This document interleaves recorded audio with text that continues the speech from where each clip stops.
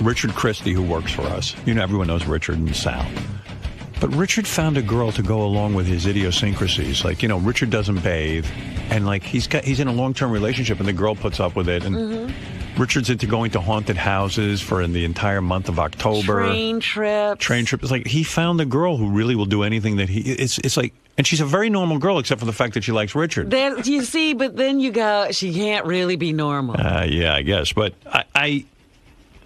this is wild to me. Richard has a soundtrack he goes to sleep to every night, and he's into haunted houses and horror movies.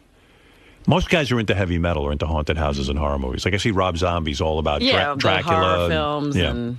His dog's name is Dracula.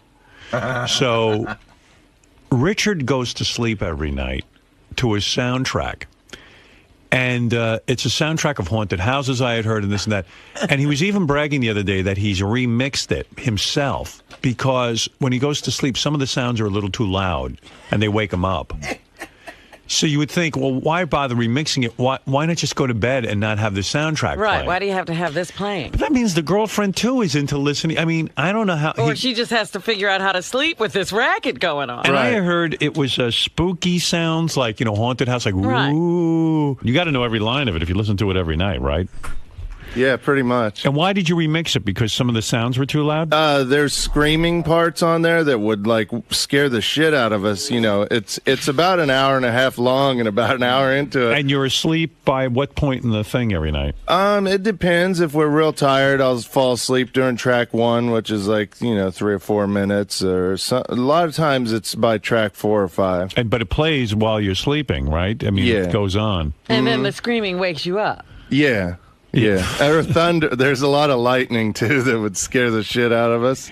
So, and you found the girl who doesn't think this is odd, and she enjoys it too. Well, she won't listen to it when she's at home by herself because it scares her. But she likes when I'm laying next to her and we listen to it together. You found someone who's... They are soulmates, obviously. Yeah, you're really soulmates. She's awesome. Yeah, you should marry her. You'll never find one like this. That's really true, yeah. And she's attractive, and so it's like it works out. Yeah, she's a lot of fun. I just find it amazing. You found a girl who totally... like I know if I was listening to this in bed, probably Beth would leave me.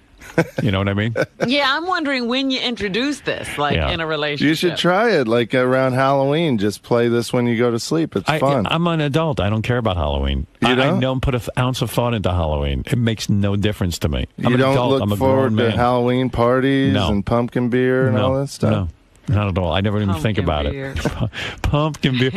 You're starting to look like a pumpkin from all that beer. Look at the size of you. I know. He's big and orange. I told my girlfriend she's got to start cooking healthy for me because I'm going to be drinking a lot of pumpkin beer in the coming months. Yeah, it's coming up. He's got to get ready. I went looking on Friday.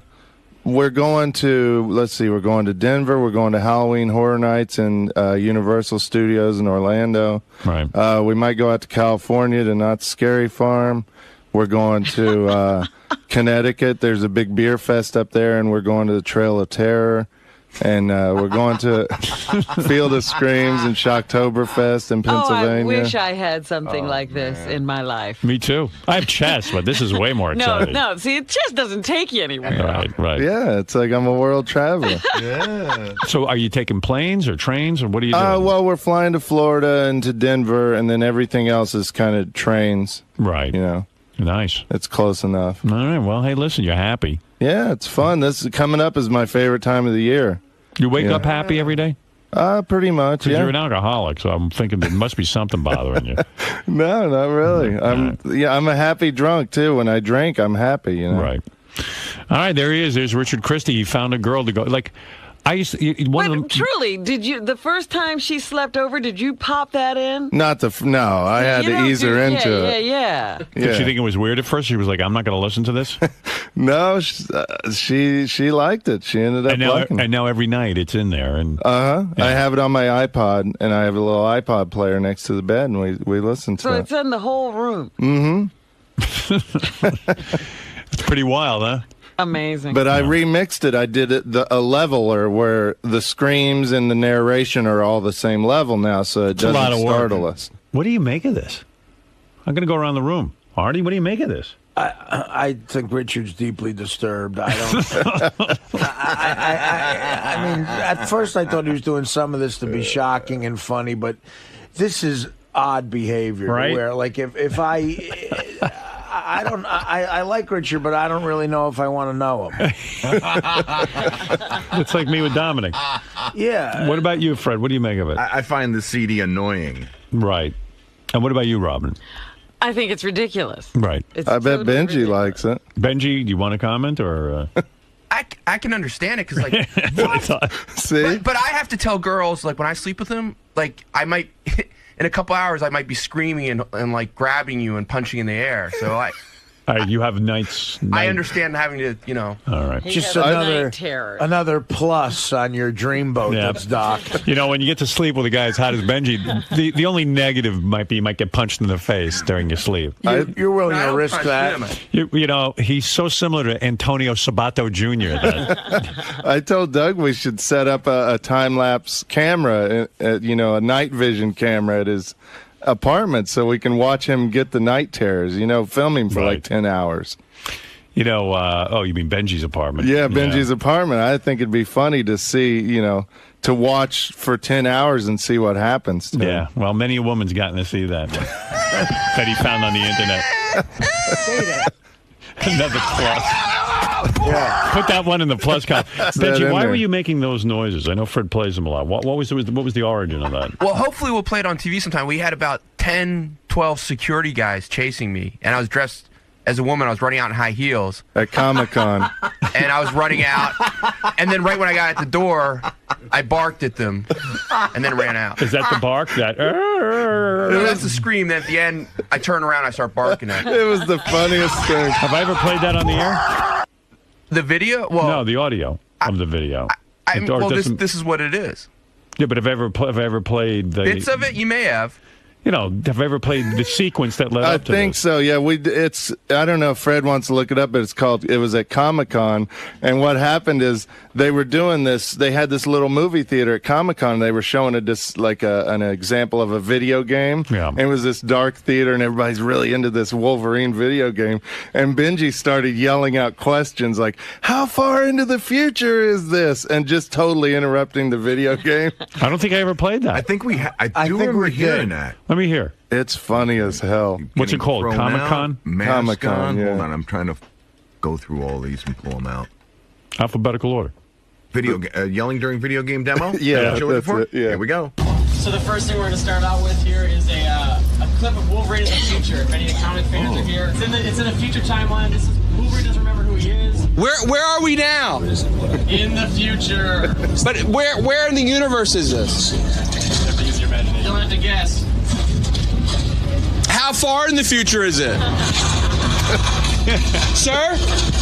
Sir, how far in the future is this? Unknown amount of time. Unspecified. What? Unspecified. Is it at least more than 50 years? Shut up. Sorry. Shut up. So it's less than 50 years? Oh! Are these real actors? Is this animatronic? Sir? You're going to have to ask you to be quiet. Oh, sorry. Are these real characters or are they animatronics? We're going to have to get security if you don't stop talking. Sorry. I'm liking it so far. It's scary. Throw him out. You look like you're an ass. Huh? What? He said it looks like you're an ass. Oh, is that Wolverine? Please stop talking. Sorry. Is this supposed to be New York in the future? Well, I'm sorry. I have every right to be here just as much as you do. You're disturbing people, man. Get out. You're so annoying. We're from the media. Everybody, but that doesn't mean you have to disrupt everybody. These people waiting outside and waiting here to see this, and now you're disrupting us. It's not fair. So get out. But we had legitimate questions. Get out. You don't have a legitimate. Yes, we did. All I wanted to know was how far in the future it was. If anyone asked me how far, And that's tell me. when it's over. The fuck out. Fucking assholes. Get out. You guys are being mean. Just get out. Stop it. Everyone. Just get out. Get the fuck out of here. Don't. That's right. Get the fuck out. Just cut it out, everyone. Come on, You know, honey. is this the kind of change we honey. wanted when Obama won? Shut up and get out. Is it? Shut up and get out. Change I wanted you to get the fuck out. Is that necessary to say fuck? Just get out. There's kids in here. Just get out. Excuse me. Is it necessary to say fuck? Yes. Thank you. Are you with the Wolverine? Get him out of here. Get him out of here. Are you a Wolverine? Get him out. Get him out. Are you a Are you a Wolverine? Wolverine? Can you come out of the That's security he's talking to. Yeah, the Oh, Wolverine are you a game. Wolverine? So when do you start screaming? They're Then they talk to us, and then we try to escape, or I try to escape. I have And, 58-second clip and there's about of, 10 guys that start chasing us. of you getting thrown at. Is this it? I honestly I think don't I remember. played. It was a Let's couple hear. months ago. Do you have any control over this person? not really. Not really. That's good to know. Can you step out? They wouldn't tell us how far in the future it was. They wouldn't tell us. Give me your passes. Let's go. I want that back. You're not getting it back. I want it back. It's You not told your me if I property. hand it to you, I It's give it not back. your You property. told me. Turn the camera You on told one me. more time. Turn the camera on. One more time. Let me. Say that. You're dressed like a woman, right? Turn the light off. Turn the camera off. He Turn grabbed the you- light off. Shut the camera off. He grabbed your Turn the tits. light off. Shut the camera off. Turn the light off. Shut the camera off. It's still on. Turn the light off. Turn the camera off. What character are you guys? Get out of the building. Get out of the building. That's my character. Get out of the building. Are you a Wolverine? Get out of the building. Are you a Wolverine? Get out of the building. Goodbye. Get out of the building. I'm gonna get this thing.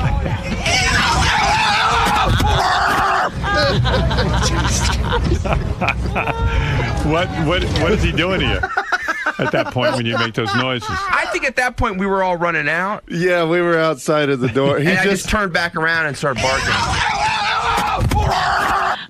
Was he grabbing your I boobs? ran back in and started barking at all. There was like 20 security guys chasing me. And did they ask why you were dressed like a woman, or did they assume you were a woman? Well, at that place it wasn't that really weird. I mean, there was people dressed. no, it was still weird.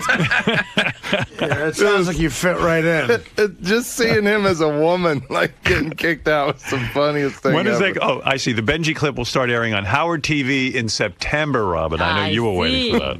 It's funny because they just shove him out the door and then slam the door behind him, and that's when he starts barking at him. So nobody's touching him. He's just doing it. Howard TV has it all.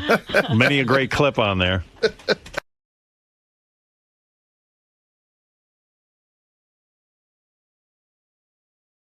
Check it out. I'm here today on the Howard Stern Show to promote my show this weekend at Caroline's. Also, to promote my book, Making Him a Stand-Up Guy, and just talk about how great it is to be alive in 2009.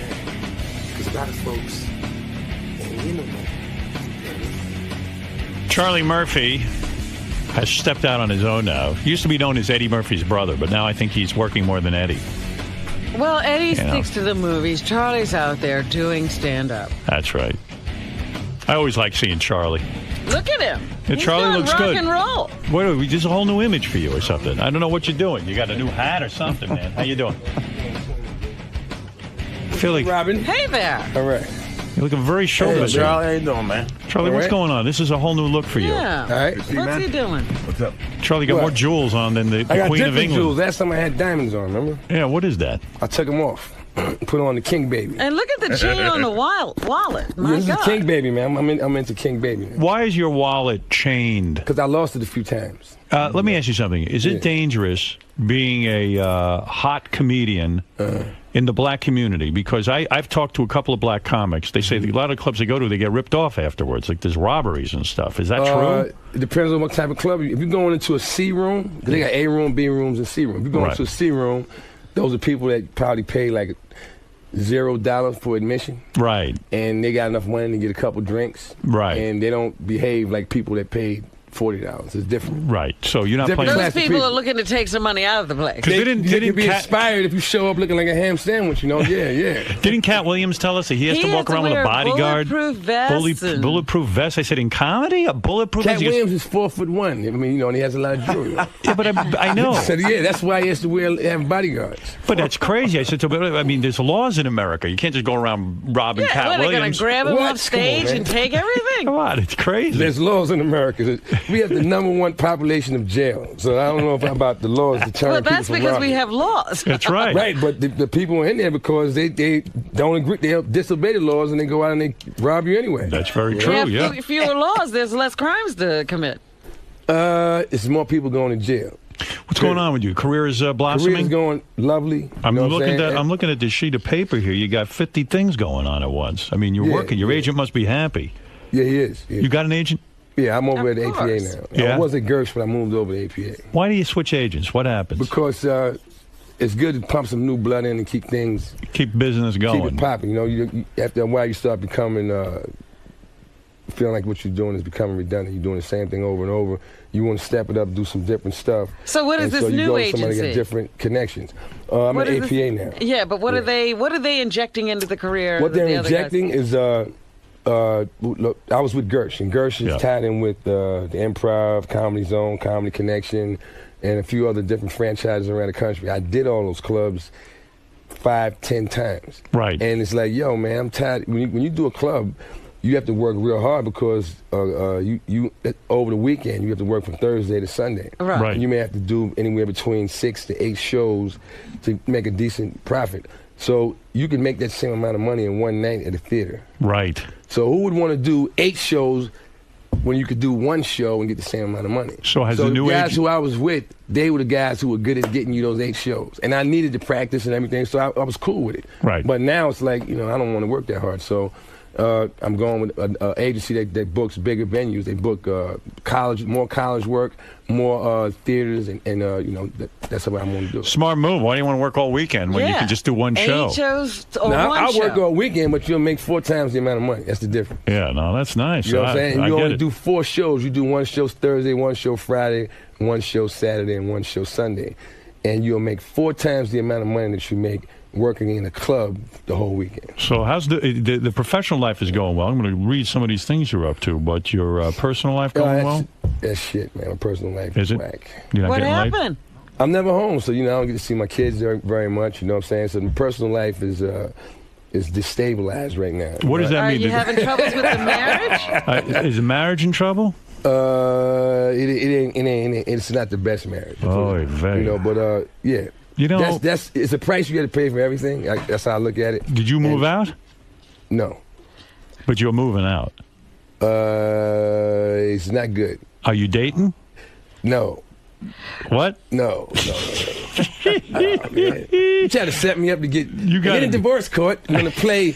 Are you dating? What yes. did your wife? We have you right here saying you was dating. Are you? I would never admit that on national radio. Come on, man. Is there something to admit? My God. It might be, but I wouldn't do it. I'm not gonna snitch on myself. Yeah, right. These transcripts would be read. No, but transcript. That's right. Remember what happened with Eric Dickerson? Yeah. He went on Oprah and proposed and gave this chick a ring and all that. And at the end of the show, it said, "And for more, just tune into Oprah's transcripts." And I was like, "Yep." And now when you and that girl break up, it's on Oprah's transcripts. And he had to pay. Has your success ruined you in the sense, I'm talking about personal life stuff. Mm-hmm. Has your success, now that you're really, I see you doing a lot of stuff, you're playing to bigger crowds. Right. Is that what does it? In other words, you're on the road. I think what does it more than anything is, when you become famous, and the people, your family, they didn't become famous, you did. So fame is going to change it's going to change how often they get to see you. Right. It's going to change your attitude about yourself, all of that. And it's going to change their attitude about you. Right. And it takes strong people to not fall victim to that. You know what I'm saying? With me, it was... You are not strong? Oh, I'm strong because I realize this: at the end of the day, a man's number one responsibility is not to be in love, but to take care of his loved ones. It's different. Right. So people will say, well, hey, you're always on the road and you're out with your kids. Well, my kids got food in their stomach, they got a roof over their head. You're providing. Right. Is that all they need? Well, the other thing, that is all they need versus me being on the couch, not producing anything, and them hearing their mother tell me I ain't nothing. Right. You know what I'm saying? There's these two extremes. In other words, you're more more of a role model, working and making a living and supporting everyone. And ignoring them. Your son is supposed to see his father get up in the morning and go to work. Right. And if they see you sitting on the couch being father of the year, but you're not working. You're not father of the year. You're a bum. Right. And then you get emasculated. Exactly. You get emasculated by your wife. Look, I left you was on that couch. I came back. You still on that couch. Still got a half a joint left. Who wants to hear that, man? Yeah.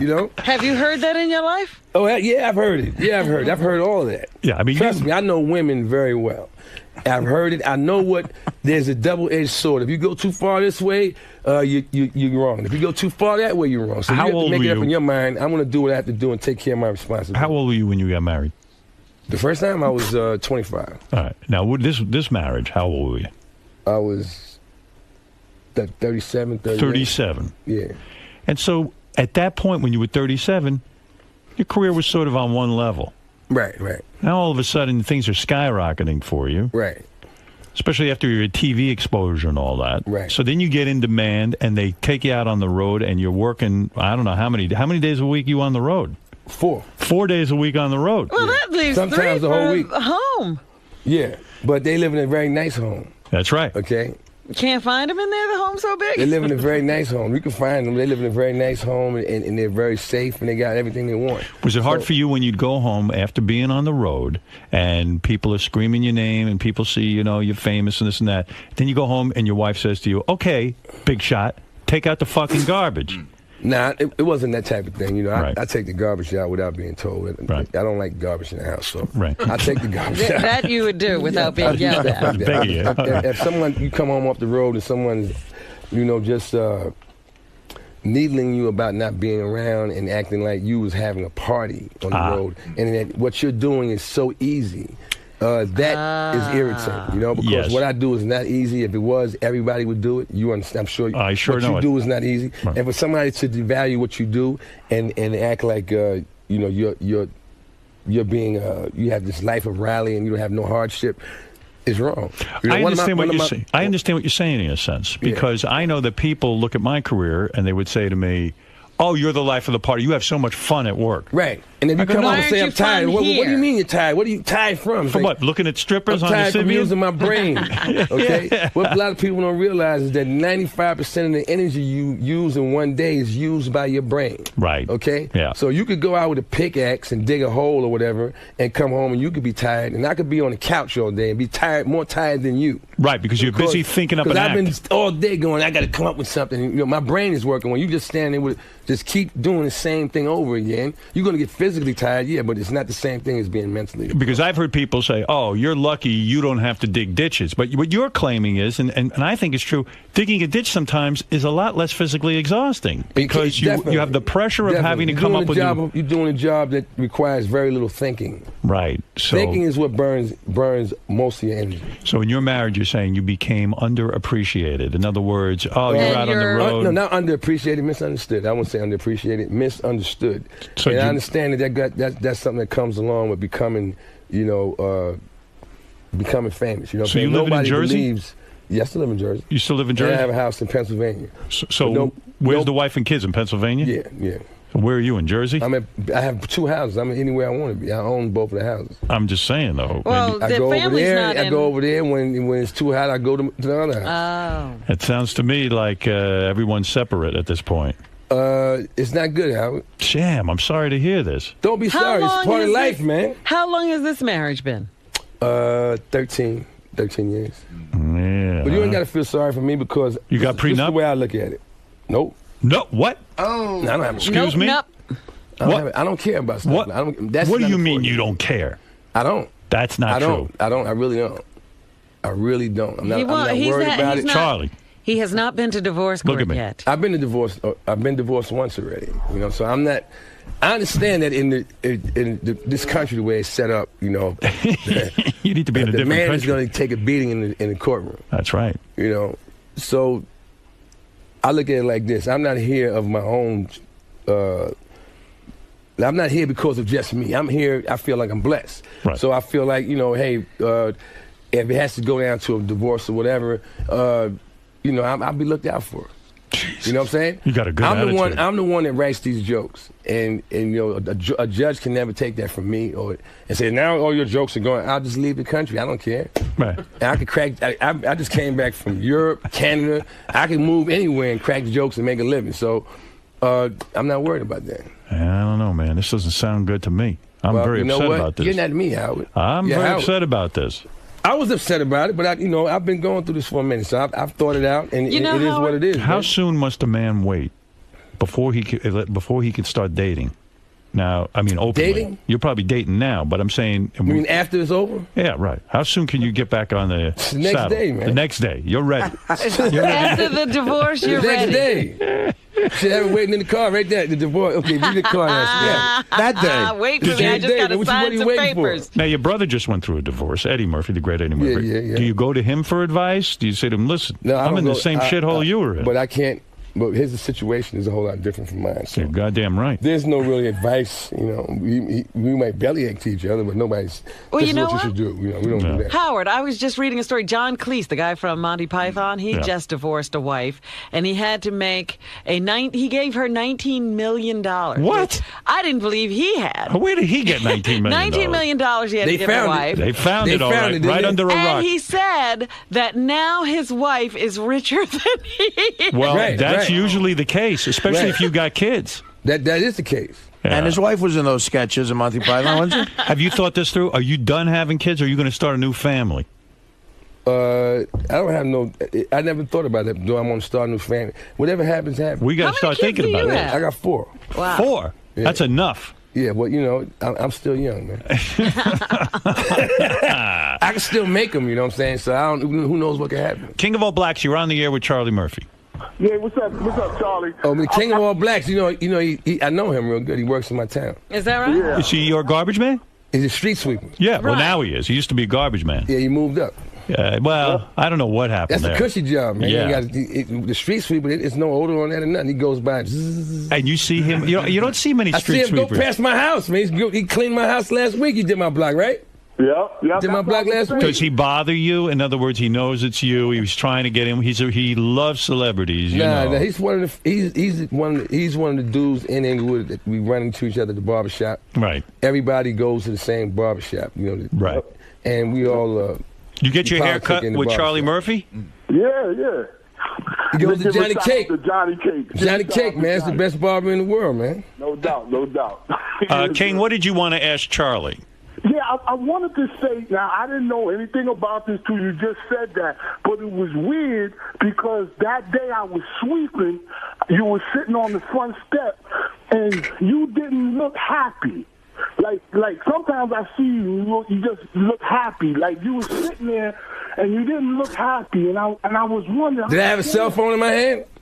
Nah, you were just sitting there. You had to. Because a lot of times I go out to where you see me at to curse people out on a cell phone. I'm gonna let you know that, man. That's where it usually happens at. Are you mostly on the cell phone with your wife, or I don't curse out my wife. We don't have. You don't. Who are you cursing out on the cell phone? Business. You know, it's business. Business. You know, things it's business. Sometimes you have to drop a hammer on. Says here, Charlie. So I always go out to the front.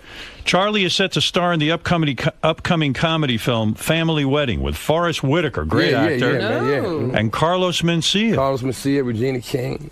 Can you get some decent money being in a movie? I didn't get no decent money for that. The money was horrible, but the opportunity was excellent, so I took it. You know, I look at it like this. You know, you ain't gonna get too many opportunities to be seen in the same frame with an Oscar winner. Forrest Whitaker. Yeah, he's terrific. If you got an Oscar and you offer me a chance to be in the frame of film with you, I'm taking it, because if I win in that frame, I just came off and sat down. I went and executed my craft with someone who is, you know, a warrior at the top. That's right. So you have to give It's me an my honor. props. Exactly. That's so right. I went and I did that. So who's the last? Very nice, good. Nice who's the last person you cursed out on the phone sitting on your step? Maybe King of All Blacks. Probably out there right now. My cousin. Your cousin. He's my manager. Your cousin's your manager? Yeah, he used to work at ICM. Oh, no kidding. Yeah, but Murphy, isn't that get a little complicated too? It's kind of hard to curse out your cousin when you keep it in the family. No, it ain't. Not for me. No. I separate things, Howard. Yeah, it's business. But Howard, the funniest thing is when you see like white people, because you know ain't no but Jews up there, right? So when they walk by, they don't look at Charlie. Like they keep walking straight, like he's not there. You know what I'm saying? But meanwhile, they know it's this black. He probably been there before all of them moved there. Charlie, do you detect what he's saying? I don't know. That's not true, bro. What you just said. You mostly live with Jewish people. Yes, and they have. This is. I'm gonna tell you. This is no. I'm not making this up. All right. It's a little. It's not a synagogue, but there's some type of community building that they have where you see a lot of Jews there in the daytime. You know, they go there for I don't know what activity is going on, but the kids hang out outside. Right. Yeah. And the yarmulkes on, they be standing. And when I drive by, they chase my trucks. I don't know what you're talking about, bro. And the adults will be standing like, why are they chasing that black guy? You know, I'm driving on the block. Why are they chasing you? Because they're Charlie Murphy fans. They man. love it. They love it. That's right. You don't think they're chasing you out of the neighborhood? Nah. No, all right. They love me, man. My neighborhood is cool, man. You usually see a bunch of white people chasing a car with a black guy in it. They're usually running him out of town. Yeah. They screaming out, Charlie Murphy. I know it's cool. Now, they just chasing me. That's different.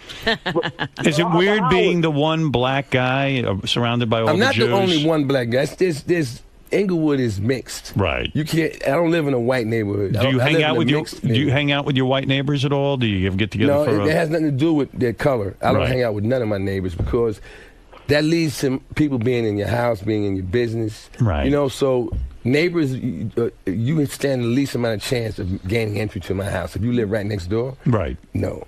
Sounds like you're very suspicious. Same thing is that if I meet a girl and I live, and you live in my town. Yeah. We're not going, you know. Right. You'd rather have her far away where you can... where you can't just show up on my doorstep unannounced. Do you think because you've been in a marriage for a long time now, do you think when you get out of this marriage, it sounds like you're on your way to getting out of it. It doesn't sound hopeful. I give this marriage... this is kind of the end of the marriage interview. End of the marriage interview. Do you think you need to? Do you think you're going to need to sow some wild oats? You think you need to bang chicks on a nightly basis in order to get that? Bang chicks on a nightly basis. That's right. Like a different chick, you know. No, a couple of. I'm gonna tell you, man. Are you going to go wild? Are we going to be reading about you in the paper, banging this one and that Try to one? make Wilt Chamberlain's numbers or something. Are you going to try to rack I don't up? believe those numbers. No one That's does. number one. I don't believe those numbers. Bullshit. Are you going to be? We're going to read about you with Lindsay Lohan and Nah. Britney Spears. No, we're not. Gonna, absolutely not. No. You know Can what I I'm ask you a question too, Charlie? Yeah. And you too, Howard. I just want to ask y'all something. When people have money, why do they get divorced? But just hear me out. When you have money, that's the biggest problem. When you don't have money, that's why people Because they're unhappy. Right, and when you have money, doesn't mean money just means you have a different problem. That's right. You're going to have a problem. You're just going to have a different problem. Well, what King is saying is the biggest problem for most couples is they don't have money, and it keeps them together. And then when they do have money, somehow the happiness goes. Problem is, Charlie's got options now. He's got a lot more options, a lot more temptations, and he's going home and he feels like no one's really appreciating him. That's what's going on. That's what I hear. Oh, see, that's but see, yeah. Now I get it. I'll give you some advice. If you do start dating strictly Spanish women, because I'm telling you, my wife, I've been with my wife 10 years, she still sucks my dick on a regular basis.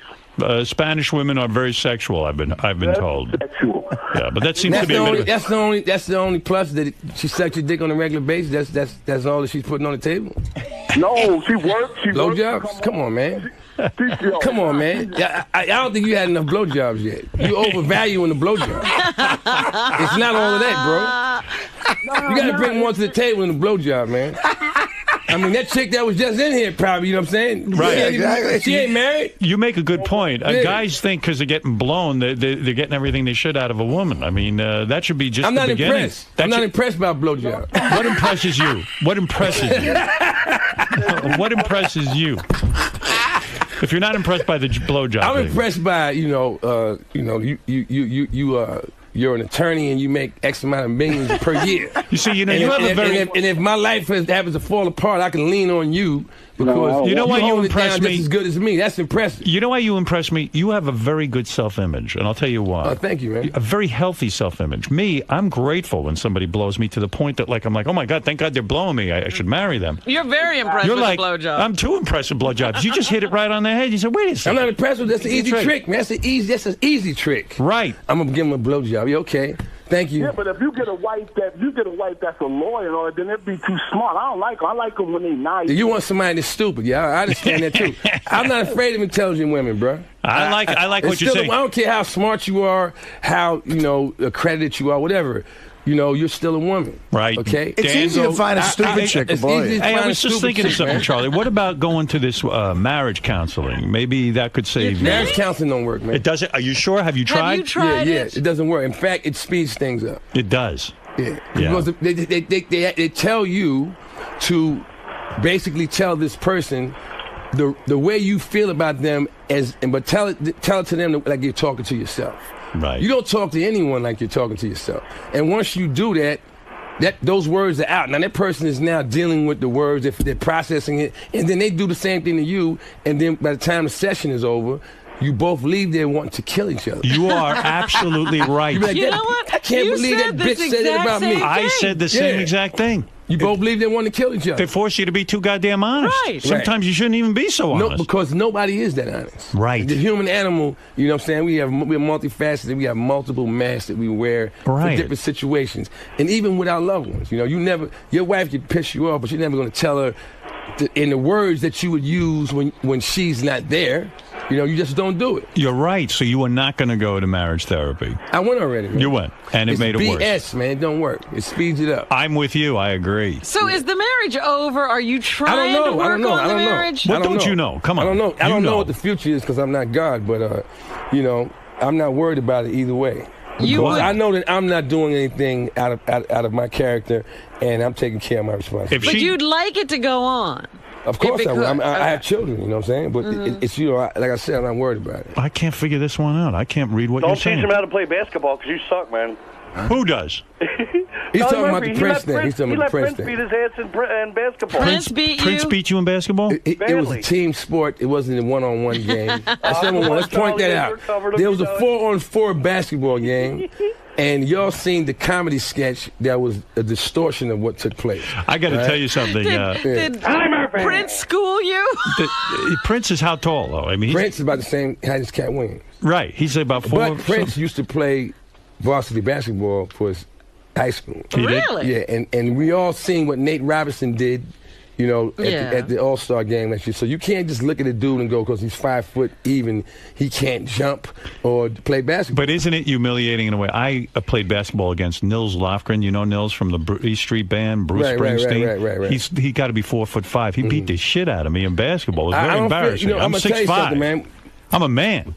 This is one thing from martial arts. This is one thing I learned. Right. We used to go to karate tournaments, and you see a dude in the lobby, a big fat dude, and you go, he must be here with somebody else. And then you see him in everybody's lines up with the gi on, and he's in the black belt division with a gut out to here. And you go, yo, what? That's the same guy that's seen it. And then this guy wins first place because you see his legs doing things that you never thought was possible with his body type. And that taught me, never judge a book by its cover. What a person looks like has nothing to do with what they're capable of. So you're saying that Prince, like Nate Robinson, was an athlete. Do you remember? You ever go to any of his concerts? Sure. Remember I couldn't see a thing. Remember he used to jump off them speakers that was like almost 20 feet with pumps on? Don't tell me you didn't see that. Now, if anybody in here, I challenge you, put some pumps on and just jump off this desk right here and see if you're going to break your ankle. I am a big... He was doing it every night. I'm a big Prince fan, but I got to tell you, I got pissed off at this guy. I went to a small show he was doing, and I'm standing there, and they say, Prince is coming out. He makes them turn off all the lights. I can't see a goddamn thing. And I said, I'm leaving. I'm not supporting this guy. He's an eccentric, you know, definitely. Something wrong with this guy. Listen, Charlie, you're doing great. Hey, Howard, you're doing better, man. Charlie's up to $1 million. Somebody in here doing it. What was that thing? The Sybian? Sybian. I want to see it. What does it look like? It's right there. It's right there. Where? Oh, they put it. That's it right there. That's it, man. It works like a charm. If you get that for your wife, she'll stay married to you. I'm telling you. Do you think it looks like a radiator or something, man? No. It does. Wow, it looks like like some steam should come out. You sit on that thing, you'll have an instant orgasm. If I sit on that, get on there, Charlie. Get on the Sybian. I'll take you up to 50%. Believe me, you'll love it. That brings more than blowjobs to the table. Brings more. Sounds like you and your wife aren't having sex anymore, though. I'll tell you that. That ain't my wife good. is sick, man. Is she she? has cancer. Yeah. Oh my God, that's terrible. Wait a minute. You can't leave a woman with cancer. I didn't leave her. I didn't tell you I didn't leave a woman with cancer. I told you things are not good. I didn't leave her. I'm doing my job. I'm doing what I have to do. I'm taking care of her, my kids, all that. How could you be having marital problems? You're dealing with cancer. Well, you was having the marital problems before the cancer. That's a terrible thing. When did she find out that this was going on? About 2 years ago. Yeah. Oh, wow. Sorry to hear that. That was the marital problems was before the cancer. If anything, you know, what she's going through has brought us closer together. Well, yeah, because you know what I'm saying. That's something that you have to take all your whatever disagreements you have and push them to the side because they now become petty. What type of cancer is in the balance? Is she? It started in the cervix, Yes. and now it's other places. Wow. Is she gonna be okay? You think? We're praying. We're hopeful. We're very optimistic about it. Yeah, no, that's putting a lot of pressure on the marriage too. That puts a lot of pressure on everything, And not the just kids. marriage. It just in general, life. How old are your kids? The two young ones, one is 3 and one is 10. Wow. So that puts that ups the ante, and that makes the pressure tremendous. You know? Suddenly, this ain't so funny. No, it was never funny. Well, Y'all was laughing? Well, it was just a marriage. It was funny. No, but Howard, man, like I tell everybody, man, if I have a strong belief, a strong faith, and that's the reason why at the end of the day, I'm not worried about it. What kind of strong faith you got? What are you, I Catholic? believe in God. No. I'm not down with organized religion, man. I believe in God. I don't. So what are you doing? I pray. Where do you do that? Anywhere. I could do it right here. You I can pray don't right believe that I need a conduit to get to God. I go directly. He's my Father. I go directly to Him. When you speak to God? Speak to Him every day. Speak to Him whenever. Say a word for me. I will. Please. I will. Introduce him. And now I had to introduce him. He knows you. He knows you, Howard. Trust me, he knows you. Charlie's on a roll. A lot you revealed here today. Howard, I got to absorb all this. Absorb it, you know. Yeah, how does a man go out and be funny? You know, like with all that stuff How does he going do on it? at home? How does he do it? Yeah. He does it with like I said, with faith. That's how you do between it. the cancer With and you faith. and your wife have a marital problem. I had to do a show once where I was standing in the stage apron, and they were getting ready to introduce me, and my cell phone rang, and I picked the phone up, and my wife said, "Your son just chopped his finger off. I'm going to the hospital." Click. Ladies and gentlemen, Charlie Murphy! Oh, my goodness. Yeah. And I had to do the show. It wasn't I can't come out now because I'm emotionally crushed. I had to go out there, and that's where acting comes in and all that. You're a professional. I had to go on autopilot because my brain was not on the show. Did you learn my son's finger wasn't chopped off. It was just cut. Okay? Yeah. Have you learned your lesson? Don't answer the phone before you're about to go out on stage. You know that. I don't answer the phone before I'm going. But that was a weird show. I had to tough it out. And I've also had shows where because when I first started doing comedy, you know, you're in comedy clubs and you have alcohol around all the time. Right. And you know the allure of going to a party or whatever is real strong. After the show is over, you just finish turning around. Okay, let's go hang out to a party. And you go do that, and the next day you have to do 2 shows, 3 shows. You're on gas, you're on fumes. Yeah. And you can't go up there and act like you're on fumes. You have to act like I'm bursting with flavor. You know, so you will go to Caroline's as a professional despite all of your problems. And you will go up on that stage and kill. The same way U.S. soldiers would go to Iraq. Yes. So that's how I have to look at it. I like what I'm doing is easy, man. I can't, I'm not going to walk over a minefield or none of that. And those guys go over there, they stay away from their families for 18 months, 24 months straight. They got it a lot I get harder. to see my family every week, okay? And those guys make a whole lot less money than Charlie Murphy. Good so point. if I can see them sacrifice the way they're sacrificing for all of us, I can't look at my life and be like, oh, it's not. In the scheme of reality, it's not. It's not hard, man. I understand. There's Mike, people go ahead. doing much harder things than me. You got a good attitude. Mike, go ahead. You're on the air. Am I on the air? Yeah. Hey, now. Just wanted to ask Charlie a quick question. I saw him a few weeks ago in Philly. Absolutely killed the show. Just wanted to know how he feels about Philly signing Vic now. Michael Vick. I say the guy's a scumbag, I say. I don't know. He did his time. Yeah, he did his time, number one. his I was time. listening to the whole Michael Vick debate on the way over here. Right. And I just want to, I'm not here to argue, but I want to point something out. Right. There are people in the NFL that killed human beings. That's true. It's 3 of them. And they shouldn't be in there either. And they didn't talked about that wait a minute. too. One of them did 30 days. That's for ridiculous. murder. That's ridiculous. For murder. He didn't For even murder. do the whole 30 days. I think he did They are 20. not being held up as poster childs for evil, and they've been forgiven. And I believe in forgiveness. So Michael Vick, yeah, he did something very bad. I'm a dog owner. I love dogs and all that. But do I feel that he should be punished for the rest of his life for that? No, absolutely not. And was he punished? I don't think he should be punished yes, the rest of his life. Because you know why I know he was punished? Because I've been to jail before. Jail is not fun. Jail is not comfortable. He even said he cried. cried. He was in jail. Yeah, I'm sure he cried. And anybody who went to jail, they cry. They may not cry, every time they go, but the first time you go there, you cry. You're going to cry. As soon as nobody's looking, because you can't cry in front of everybody. As soon as you find nobody's looking, the tears are coming down. Oh, yeah. What did you go for jail A lot for? of people, they cry in the you shower. That way you can't tell. What'd you do? You did a little robbery, right? I did a million little shits. That's what I call it. Yeah. Petty crime, man. Petty crime. Some petty crime. I didn't do no Bernie Madoff stuff, But you did your time. I did my time, and I'm not that person anymore. Probably the family. And I hope that Michael Vick is not that person anymore. I'm sure he learned his lesson. People probably thought in your family, he's going to be the bad seed. Oh, yeah, I got letters and everything. Yeah, well, this is where you're going to be spending the rest of your life and blah, blah, blah. All that, but What do they say now?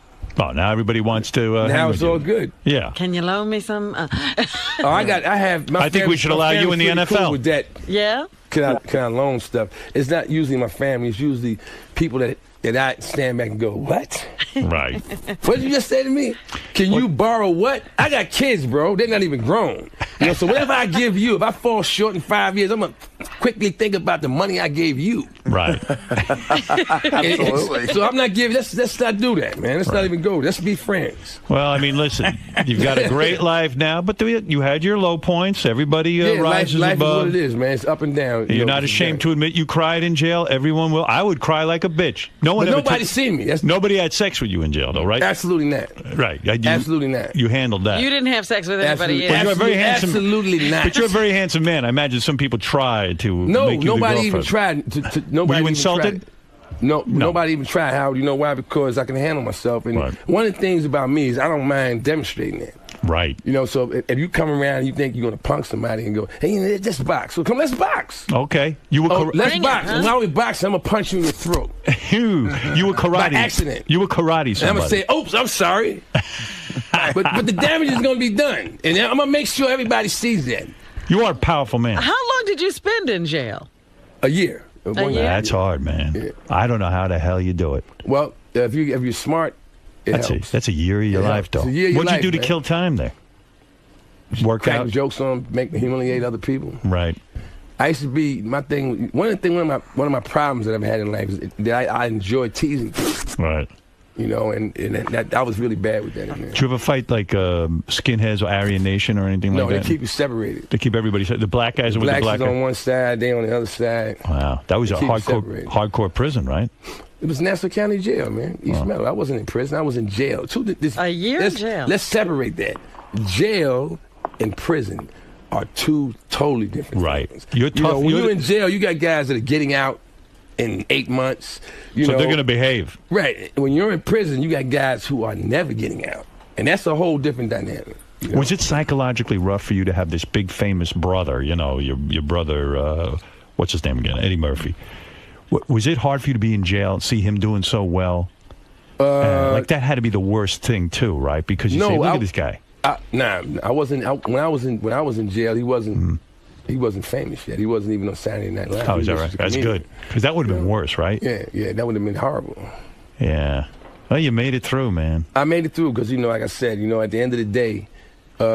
What sobered you up in a sense? Like, how did you realize? Well, the reality, man. The reality of seeing what's going on with the community and your friends. And I was able to get out of the community, go into the military, get myself around a different environment, different people with different agendas. And when I came back to the community, I was like, hey, wait a minute, man. That stuff you guys is into that's... When you went in the military, it straightened you out. Yeah, it showed me that the world is a whole lot bigger than Roosevelt. Well, that's what we're saying about Michael Vick. Michael Vick got out into the world, and he was still doing the crap from when he was a kid. He didn't grow. Michael Vick was in jail before he did the dope? No. I'm saying he was in a community. Everybody's saying, oh, well, he grew up not knowing, blah, blah, blah, blah, blah. But he got out. And he still wanted to go back and torture dogs. Well, with the whole dog fighting thing, because I have pit bulls, the whole dog fighting culture is way bigger than Michael Vick, and it's way bigger than just dog fighting. Okay, you also have chicken fights too. Sure. Yeah. Okay? You got all kind of animal thing. All kind of animal fights, and we also have human fights. Sure. Okay. Right. Part of the human psyche, we're entertained by combat. Right. And the pit bull terrier God did not make him. He's a man-made. Any breed of dog that you can name that we have as a pet, he's man-made. He's not made by God. Right. God made the dingo and the wolf. Right. He didn't make pit bulls. And We German domesticated Shepherds. We them. made those. We made the pit bull. Okay. And when we made the pit bull, we made him for that. Now, as time has progressed, society has become, less tolerant of that. But that's $1 billion industry, man. Yeah. You know what I'm saying? So if you are really, really, really, and I'm gonna put this challenge out to anybody. If you're really, really, really what you say you are when you express your disdain for Michael Vick, I want to start seeing you being actively involved in stopping dog fighting. Don't just sit back and go, I want to see Michael Vick, thrown under the bus for the rest of his life. If you can feel that passionate about him, because you love dogs so much, get out there and stop dog fighting. Don't just sit back and point at Michael Vick. You're part of the problem if you ain't helping. If you really love dogs that much, you should be actively pursuing all the people that are involved in dog fighting. Listen. Not just Michael Listen to Vick. me. I'm listening. You need to get laid. You hear what I'm saying? Okay, You're Howard. pent up. I can tell. I'm pent up. I'm telling you. You need it. I'm just keeping it real, man. You are real. I I'm love just keeping you. it real. I do love you. And let me tell you something. What's up? We both grew up in the same neighborhood. Same neighborhood. And you're only 4 years younger than me. That's right. I had a birthday this summer. And it would have been an honor to be beaten up by you had we been in the same. Nah, man. I'm glad that didn't happen. Yeah, me too. Anyway, listen, Charlie Murphy tomorrow night. I'm glad too. I don't want to get punched in the He would throat. have beat you up, I think. I'm glad that didn't happen, man. I'm glad. Who knows? You might have helped me out. We met on friendly terms. You might have protected me. Because I'm not that dude no more. I don't look for confrontation. Fisticuffs. And when I first started comedy, I had a lot of that in me. I had to shed all of that. Right. Because no, you have a good attitude. Yeah, Were you fighting with the audience if somebody's... when I first started, I would fight with them. I told them, hey, look here, you want me to come over here? I mean, if somebody heckled You know what my favorite line used to be? Yeah. Comedy and tragedy are cousins. Yes. Now, everybody came here to laugh, but tragedy is a show, too. Yeah, don't you watch it on the news every night? We could People go pay either their way. money. However they leave this room, they're not going to feel they were cheated. So if you want to keep talking, you will be part of the show when I bust your ass. They'll say, I had a great time. Charlie Murphy beat the shit out this dude. It shows a show. Who cares how you get there? It was great. I can't wait to go to another one of the shows. I like but, that. I realize that you can't sustain that. If you're going to be on the stage all the time, Right. you have to find an intellectual way to diffuse that. And then when I learned to do that, I have a much higher appreciation of handling it that way. If your career goes so well that now all you're doing is getting offered movie roles, are you going to be like your brother and leave stand-up comedy? Or are you always going to have a place in your heart for stand-up comedy? Because at the end of the day, the movie roles can stop. Right. You know what I'm saying? Because you got to get picked, chosen. Right. To be in a movie. Stand up, you're in control. Stand up, I'm in control. Great seeing you again, my Hey, friend. great seeing you, man. And all the best, and we'll be back right after these words. That's what's up. Charlie. Yes, that's done. How'd it go, man? Hey, it went great as usual, man. Me and Howard is old friends, man. We go way back, I don't. All right, you're the best. Now, Howard's a little concerned about you and your marriage. He don't got to be concerned about that, man. I'm good. Charlie Murphy's good, baby. You ain't got a lot of things going on, on, man. That's right. I'm blessed. That's how I feel. That's how And now you were talking a little bit about being locked up. Does that bring back bad memories? Is that hard to talk about? That was so long ago. Now it doesn't bring back memories. It's easy to talk about. You got I so haven't many been locked up recently. I mean, we talking about locked up. We going back almost 30 years. Ain't worried about that. You got so many good things going on. I had a whole Is that lifetime since then. It's people that were born and died since I was locked up. Okay, their lifespan was, you know what I'm saying? So I'm not even worried about it. Cool. So you had a good time today, man? I had a great time as usual, and I hope to be back up here again. Tell Howard he's the best, and that's what's up. All right, man. Howard Stern, y'all.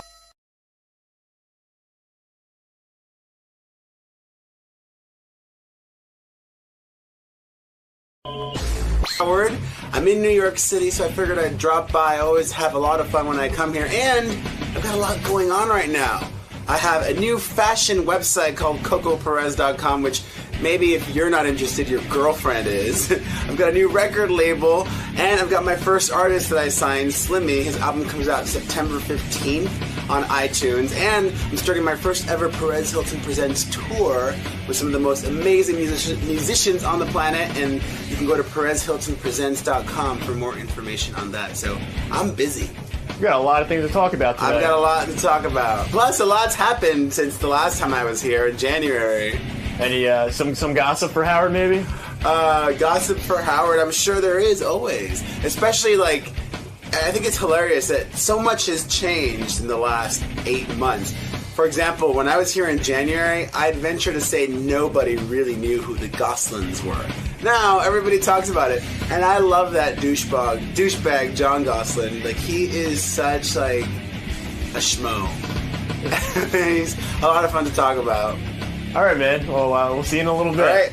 Sounds good. Perez Hilton has his own website. It gets 50 gazillion hits a day. And there's some interesting information on that website. Hey, Perez, there's always interesting information on PerezHilton.com. I check it every day. I go and see what he's up to. Do you think, Perez, you are in danger of ruining the website by becoming too chummy with celebrities? Now, I'm going to give you an example. Sure. You used to goof on... what's Beckham's wife's name? Victoria. Posh Spice. You used to goof on her. I mean, you were horrible to her, merciless. And I liked it. You had cum dripping out of her mouth. I mean, I don't know what you had on there. When you become chummy with these people... You can't do that anymore? I don't see anything about... I'm not really friendly with her either, but, you know, I'm friendly with Lady Gaga, and there was all these rumors recently about her being a hermaphrodite. But I made fun of it. I said, the other night I went to her hotel room and I sucked her Hermy dick. But wait a second. That's kind of cute. Would you write something horrible about Lady Gaga if you're and I've told her, I'm like, if she has a sex tape or naked pictures that come out, you better believe I'm going to post them. By the way, speaking of sex tapes, I yesterday saw, I believe it was a link from your website, this McSteamy with Rebecca Gayheart and that other broad. She's a former Miss Teen USA turned Playboy Playmate turned Hollywood Madam turned reality TV star on Celebrity Rehab. I got to tell you something. What a hot situation is it hot? That is. Oh, my God. It's like there's no sex or anything, but Rebecca Gayheart's in the tub. And there's another chick, and she's like lighting candles, and everyone's naked, and it looks like... What are they talking about? Do you hear anything? They're talking about their porn names and things like that. Uh-huh. It's cracked out speak for probably alleged drug use. How do you think that tape got on the internet? Well, the reports are that the Hollywood Madam / former beauty queen was living with this former country singer turned crackhead, Mindy McCready, and allegedly this Mindy girl stole the laptop and somehow it got out there. Oh, wait, you're calling somebody a crackhead? Is this a known thing? I mean, you can't just say... Mindy was arrested a bunch of times. Oh, she was. And she and the beauty queen girl, I think Christiane is her name or something like that, were both on the Celebrity Rehab show together. Oh, I see. So wasn't she accused of stealing from somebody on the Celebrity Rehab show? Maybe it was the same girl, yeah. But all I'm saying is I see this tape, and it's got to make Americans, the average American guy, crazy. I mean, look what this guy, McDeamy, whatever his name is. Yeah, but he's got those looks, you know, and he's married to Rebecca, and... Now, I would imagine you focused on his penis. I couldn't make it out. What was it big? It didn't look that big, but who cares? It was like the whole scenario was kind of hot. It's just wild. Look what's going on in his house. His wife's there with another naked chick, and it made me a little envious, I got to say. You were asking yourself yesterday if you could handle a situation like that. I could handle it. Yeah? I watched the tape and I said, I could handle this. I really think I'm up to the challenge, Rob. I think he's handled it well, too, in the aftermath of it all, because he hasn't released a statement or anything like that. I think maybe he's obviously not ashamed of it, because he did it, and it's pretty recently, it seems like. So do you think that there is a sex tape of those three lurking around somewhere that's going to come hit the internet? I don't think so. I don't know exactly what they were doing, but at one point, Rebecca Gayheart says, I'm so high, I need to lie down. So there's probable drug use. So maybe they were just too high, they couldn't have sex. They were just doing Or maybe they just turned off the cameras. Or maybe, yeah. Do you think, maybe you kind of alluded to this, you think they released that tape? Do you think? No, I don't think they did, no. I think it really was stolen from that girl. You do? Yeah. Okay. Now, look. There's so much going on with Perez Hilton, I don't even know where to begin. It seems to me what's happening now is you're becoming very famous.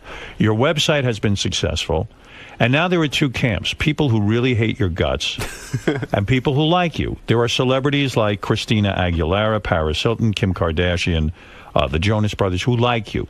They embrace Perez Hilton. Then, of course, there are those that hate you. Richard Johnson from Page 6 called you a parasite. He is in the gossip business. Why are you a parasite? Why are you, Richard Johnson from Page 6. I don't know who that is. I just read this in a Page 6 columnist. Richard Johnson once described Perez as... Oh, you're joking, right? Of course.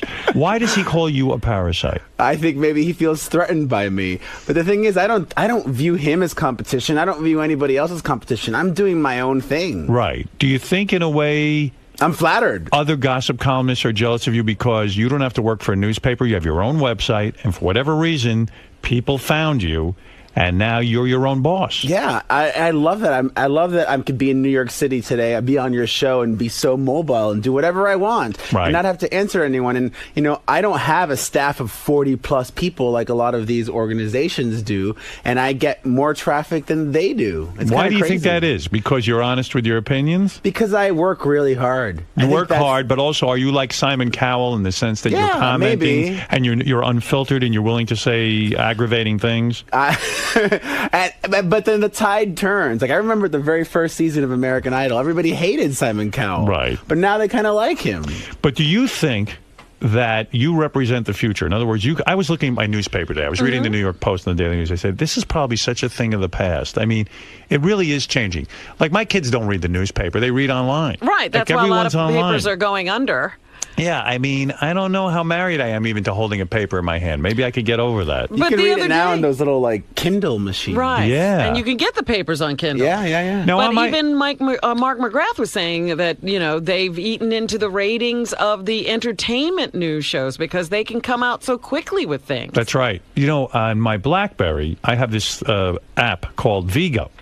And it provides me with PerezHilton.com, but it's instantaneous. But they seem to edit it. They seem to not put all the full stories. I don't know that application. I gotta come out with my own. It seems like people are making money off of you. Yeah, a lot of money. So this whole incident, I haven't seen you since it happened. It was pretty well documented that you were punched in the eye. But how are you feeling, by the way? I'm feeling great. All right. You were punched in the eye by one of the Black Eyed Peas managers. Yes. Is that correct? Has that been established? A lot's happened since the last time I was here. So what is it? So some people hate you so much that they want to punch you. Now, from what I understand, Fergie. Yeah. You have been critical of Fergie. Yes. You were critical of the song Boom Boom Pow. Yes. I think she sounds terrific on that. You do not? I think that lyrically the song is good and she does sound good on it. But like I've said when explaining in the past why I don't like the song, like the beats and the music are just so repetitive and boring. Really? Yeah. Like, it's like a loop and it's over and over. There's just no evolution huge hit song. to it. I know. Just because I don't like it doesn't mean it's not a hit. So you were critical of the song on your website. Yeah. And I guess Fergie, took offense to this. I mean, she probably took offense to the times I call her fugly instead of Fergie or things like that. Do you think she's fugly? You don't think she's attractive? She's got a butter face for sure. I see. So you're not afraid or to a say meth that. face or something like that. You don't like her face, and you're critical but of her it's all face. silly. It's that's the thing. Well, wait a second. What do you mean it's all silly? It's silly to me. If she doesn't like what I've written once, chances are she might not like it again. So don't subject yourself to it. Well, my website is her crack. But wait a second. She can't stay away from the crack. But wait a second. The woman, listen, Robin, a woman, always, a woman's appearance is near and dear. You understand what I mean? But he does make a point that if she doesn't like what he's saying on his website, she should stay away from it. How do you know she's reading it? What do you mean? How do you know other people aren't telling her that he's? Then she should stay away She's from those told people me. too. Like, why are you writing this? I see. So I stay away from Stern Fan Network. That's what we're saying. You I don't can't go read punch them out. I'm looking for someone to punch out. But you go to this party. Everyone's heard this story. You go to the party. Will I Am, who is the lead singer of Black Eyed Peas. And in a way, I think you kind of like this attention, too. I mean, this is a big story. This puts you further in the limelight. I would rather have avoided it, for sure. Like, I don't want to be attacked physically. Right. I can handle verbal attacks, but I don't... it was interesting because I had never had that happen before. Right. It was shocking. Yeah, for sure. Because here you went out in public and you're finally feeling good about yourself. You're kind of a celebrity. People are looking at you in a different light. And then finally, this website bit you in the ass. Will.i.am said, hey, don't make fun of Fergie, but the next thing you know, boom, you get punched in the eye. Yeah. You took the punch pretty poorly, too, right? Why didn't you punch him back? Well, it all happened so quickly. Right. And, I mean, I'm surprised I didn't even get knocked down. Right. But I was sucker punched, which isn't very manly. That's true. I was hit from behind, and there's a picture that leaked online. You could see that I was hit from behind. And then I didn't know what happened because I'd never been punched before like that, and I thought I was like, I thought my eye was going to be popping out of my head. I thought all I saw was blood because I wasn't near a mirror, and like I mean, it wasn't like a huge gash, but there was enough blood that was on my fingers, and I was like, ah! Were you upset afterwards that a lot of celebrities were saying this was a good thing that happened to you? I was upset for you. I don't think you should be punched. I was upset, but then I walk away from that experience and from everything that happened this year, and it sounds fucking bullshit Oprah, but I walk away from it stronger and with more insight and more compassion, because now I realize I may not like someone, I may call them a douche, right? But I don't think that anyone should be assaulted and then ridiculed for that. And that's something that I've actually done in the past. Like, I remember Jesse Metcalf, that loser from Desperate Housewives who got fired, all that stuff. He got assaulted once, and I kind of mocked it. And I regret that now, having gone through a similar experience. It's not a fun thing to get beaten up. No. Now, when a guy like John Mayer twitters, Pink need me in the balls outside Chateau Marmont. I was pissing blood for days. Did I make a scene? I also want to train you in an old martial art called never call a black dude a faggot jitsu. That was a quote from his Twitter. Is he in trouble now with you, John Mayer, for not being sympathetic or empathetic to what happened to you? You want to know? I haven't actually talked. Maybe. Oh, fuck it. I'll tell you. Go ahead. He actually texted me the other night. Like he's a complex character, John Mayer. Right. He texted me and he said, no matter how much I analyze you and your website, I still find myself on there wasting hours of my time. That's and right. I'm riveted by it. So why wasn't he sympathetic to you? Are you going to be harder on a guy who, like Kelly Clarkson from American Idol said, I do not think violence is the answer, but what did you expect? You cannot talk that much crap about people without being able to take something. In other words, there are those celebrities who are glad you got punched in the face. Will they see your wrath? Not anymore. Will you draw cum out of Kelly Clarkson's mouth? Oh. No, I'd probably just circle the fat rolls on her. She's gotten very fat. Is that a bad thing in pop music? I don't think it's fat. I don't think it's bad. What I think is bad is that's emblematic or representative of her laziness in general. Because if you watch videos of her in concert, she doesn't care about her appearance or anything, and that's your job. When you're a performer, you gotta be performing, and what you wear is part of the performance. Do you have your own record label now? I do. Perez I'm Records? hustling. Perez's Music. I've got my first artist, this French guy named Slimmy, and he's actually going to be on a tour that I put together, which is going to be going across the U.S. How do you get a record label? Is it because you have actually backed some bands and you've been right and you've picked some winners? People like Lady Gaga, who I started talking about before anyone else, people like Katy Perry, who I mentioned years before she even had her record deal, and other folks notice, and I am passionate about music. And so somebody said, hey, I'm going to give this guy some money to start a record label. How much does it cost to start a record label? Well, that was an option for me. I could have started from scratch. I decided instead to partner with one entity, Warner Brothers, so that I could use all of their resources and relationships, so that that'd be easier to go about it that way. So things are going well for you. Things are going really well. Has anybody offered to buy the website from you? Not yet. Still. And I have a new website, Isn't it true you get $72,000 for an ad on your website? And how many millions of people see that thing a day? Nowadays, it's 10.5 million a day. 10.5 million, and you're getting $72,000 for an advertisement. I can get up to that. Right. I'm not saying I do regularly. Seems to me somebody would want to buy that. Yeah, well, maybe now that I'm branching out and doing other things, it'd be more appealing. I also started a fashion blog. It's called CocoPerez.com. Beth might like that. Right. Talking about... She reads all your stuff. Well, good. Yeah, I said to her, maybe you ought to read something else. It's a little too much. And so do you regret crying on the... I watched the video of you crying and screaming about getting punched in the eye. I regret a lot of things. I definitely regret speaking back at him. I regret. That's right. You called him a faggot on the tape, which was weird to me because as a gay man, you've been called these names and you know they hurt. Why did you call, I don't know, this guy who punched you a faggot of all things? Because I knew it hurt. Right. And I was trying to fight back without punching. So I regret using those words. I regret making that video. I regret twittering about the incident. There's so much. Are you suing the guy? I am, yeah. And you've said if you make any money off the lawsuit, you wanted to give it to the William Shepard Foundation. He was the guy the Matthew Shepard Foundation. But Matthew Shepard Foundation said they will not take the money from you because you used the word faggot. Is that true? Yeah, and I think that's it's great that they use that opportunity to reinforce the lesson I learned, which is you shouldn't use that word. Right. And not to make it excusable, but at the time, like, I didn't think I was in a real world situation. Right. I'm like, oh, this is an industry event with professionals, A-listers, like nothing bad can happen to me. Yeah, this is an industry. This is a party. It was an award show after party with like a superstar and his manager and yada yada yada. Why don't you do this? If the Matthew Shepard Foundation won't take the money, give me the money that you make off the lawsuit. And what will you do with it? I'll spend it. Oh. I'll spend it on Beth or my kids or something. I mean, you know what I mean? If no one else wants it, I'll take it. Gays. Sure, I'll find somebody gay and buy them a gift. Why not? I don't care. What's the difference? Spread it around. Rick, you're on the air in Pittsburgh, Pennsylvania. Go ahead. Thanks. Hey, Perez, I always thought that when Christina Aguilera met her current husband, or her husband, Jordan Bradman, he kind of saved her career by being just a stable, solid guy.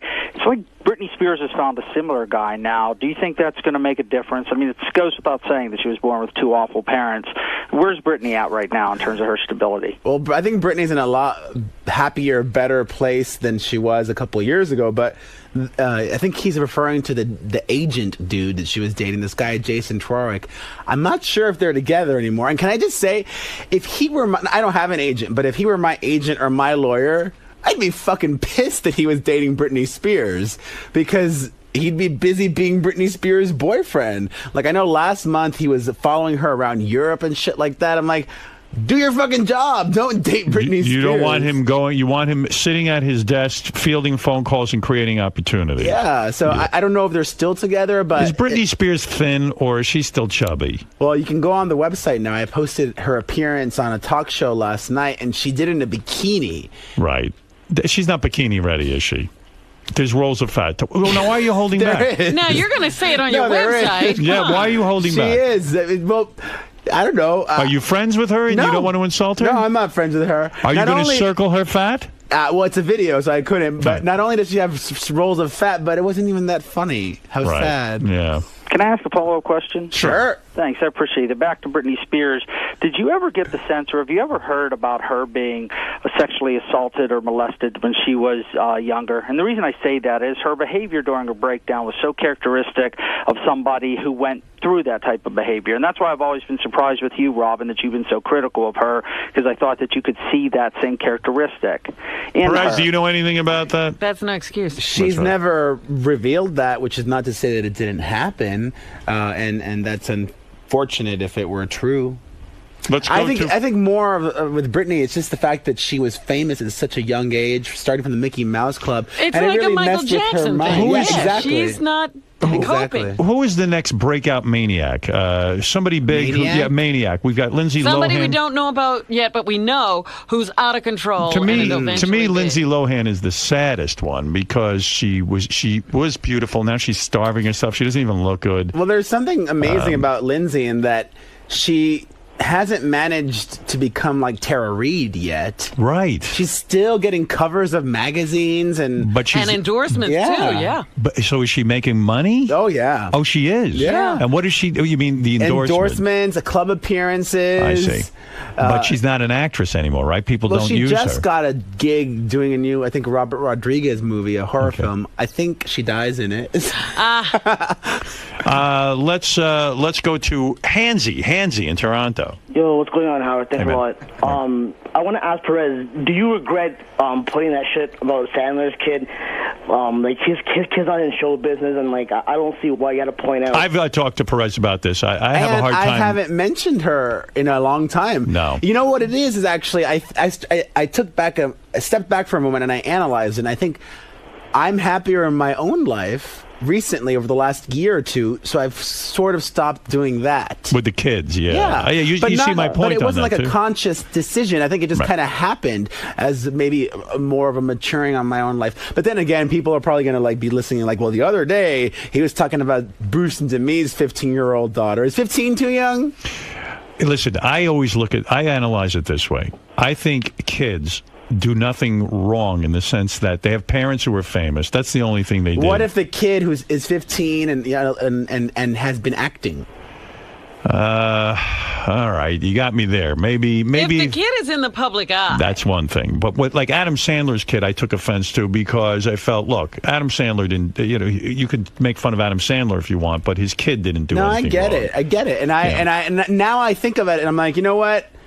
I probably wouldn't do it again. Not because you told me to, but just because I'm in a different place now. And Maybe I you don't feel think it's better about necessary. yourself. Maybe you used to be angrier or something. Well, I've been working really hard to create my own happiness. I've got my family in L.A. now. I'm working out, sleeping more, Will traveling happiness less. ruin the website? And I don't think so. I'm still a fucking bitch. Yeah. All right. You're still bad. You're still mad enough at everyone that it'll still be good. Listen, you certainly made headlines too with this whole gay marriage thing. Oh yeah. It's been an Miss eventful Universe year. pageant. What are you going to do? Are Miss you USA. going to? What's the next move? Maybe you should have a reality show or something. I would Follow love you to around. do a TV show. I don't know about a reality show. I mean, you're going to better. What's the last good party you went to where a lot of famous people were at? Gosh, I don't go to parties too often. The last Whose house have you been to? Well, the last fun thing I did was about a week and a half ago. I was in Japan with Lady Gaga. We were there for the week, and have you been Is to she Japan? good looking or not? I can't tell. I think she's beautiful. She looks good in a lot of pictures to Every me. time I see her, I can't see her. Yeah, me neither. She's always covered up with glasses and It's things part like of that. the Gaga thing, she's like. Is she a real talent or is she a one-hit wonder? She's a huge talent. Like I think she is I've crowned her the new princess of pop. Right. She's like the next Madonna. Yeah. She is. And she's going to have the same longevity. All right. Let's go to... oh, geez. You got a whole bunch of people I on here. wanted to know, how did you get to be a judge on the Miss USA pageant? Do you regret doing that? Oh, no. That was great. Anybody? Donald I think he wants to have me on next year. You asked a very simple question. I mean, it wasn't like a fuck up kind of like, wow, I'm going to screw this girl. What do you think about gay marriage? Well, especially that because was the question. She was Miss California, and in California we had the whole Prop 8 situation. So I thought she would have been prepared for that answer. If anything, once the final 5 came and we were going through the questions, I was hoping that Miss Utah would get it because Utah and those Mormons fucked Prop 8 in California. But don't you think it was really what people were laughing at? Not her answer, but it was a moronic speech pattern that she had. I mean, if she had come out and said, listen, it probably was that. I was raised to think that gay marriage was wrong, but you know what? I don't feel comfortable using this television program as some sort of forum for my personal ideas. I'm a girl in a bikini. What the fuck do I know? That would have been a People would have great applauded answer. her. Yeah. The fact is that she just came up with a cockamamie answer. She couldn't even articulate it. And then she goes on afterwards to say, well, I don't want to be politically correct. Pause. Do you want a Miss USA that's politically insensitive? Well, don't you want a Miss USA? Well, listen, I just want a Miss USA who looks good. We've got big titties and a nice body. Why are they letting them speak anyway? That's what she should have said. She said, why would you want to know my opinion on anything? I'm a moron.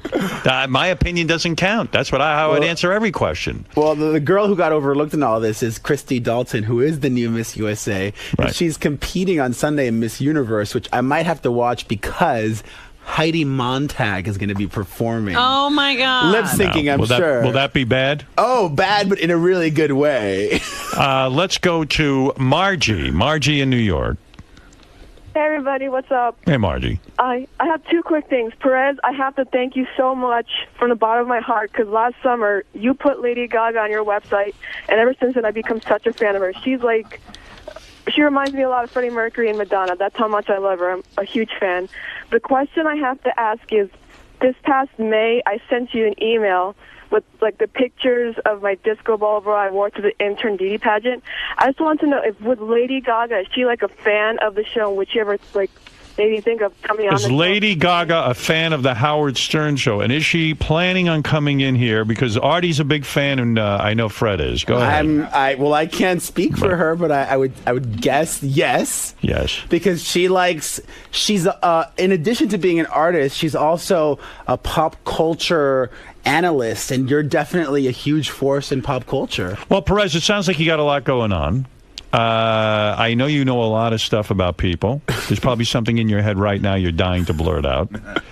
You must know something that... are there a couple of things brewing now that you know but you're afraid to put on the website?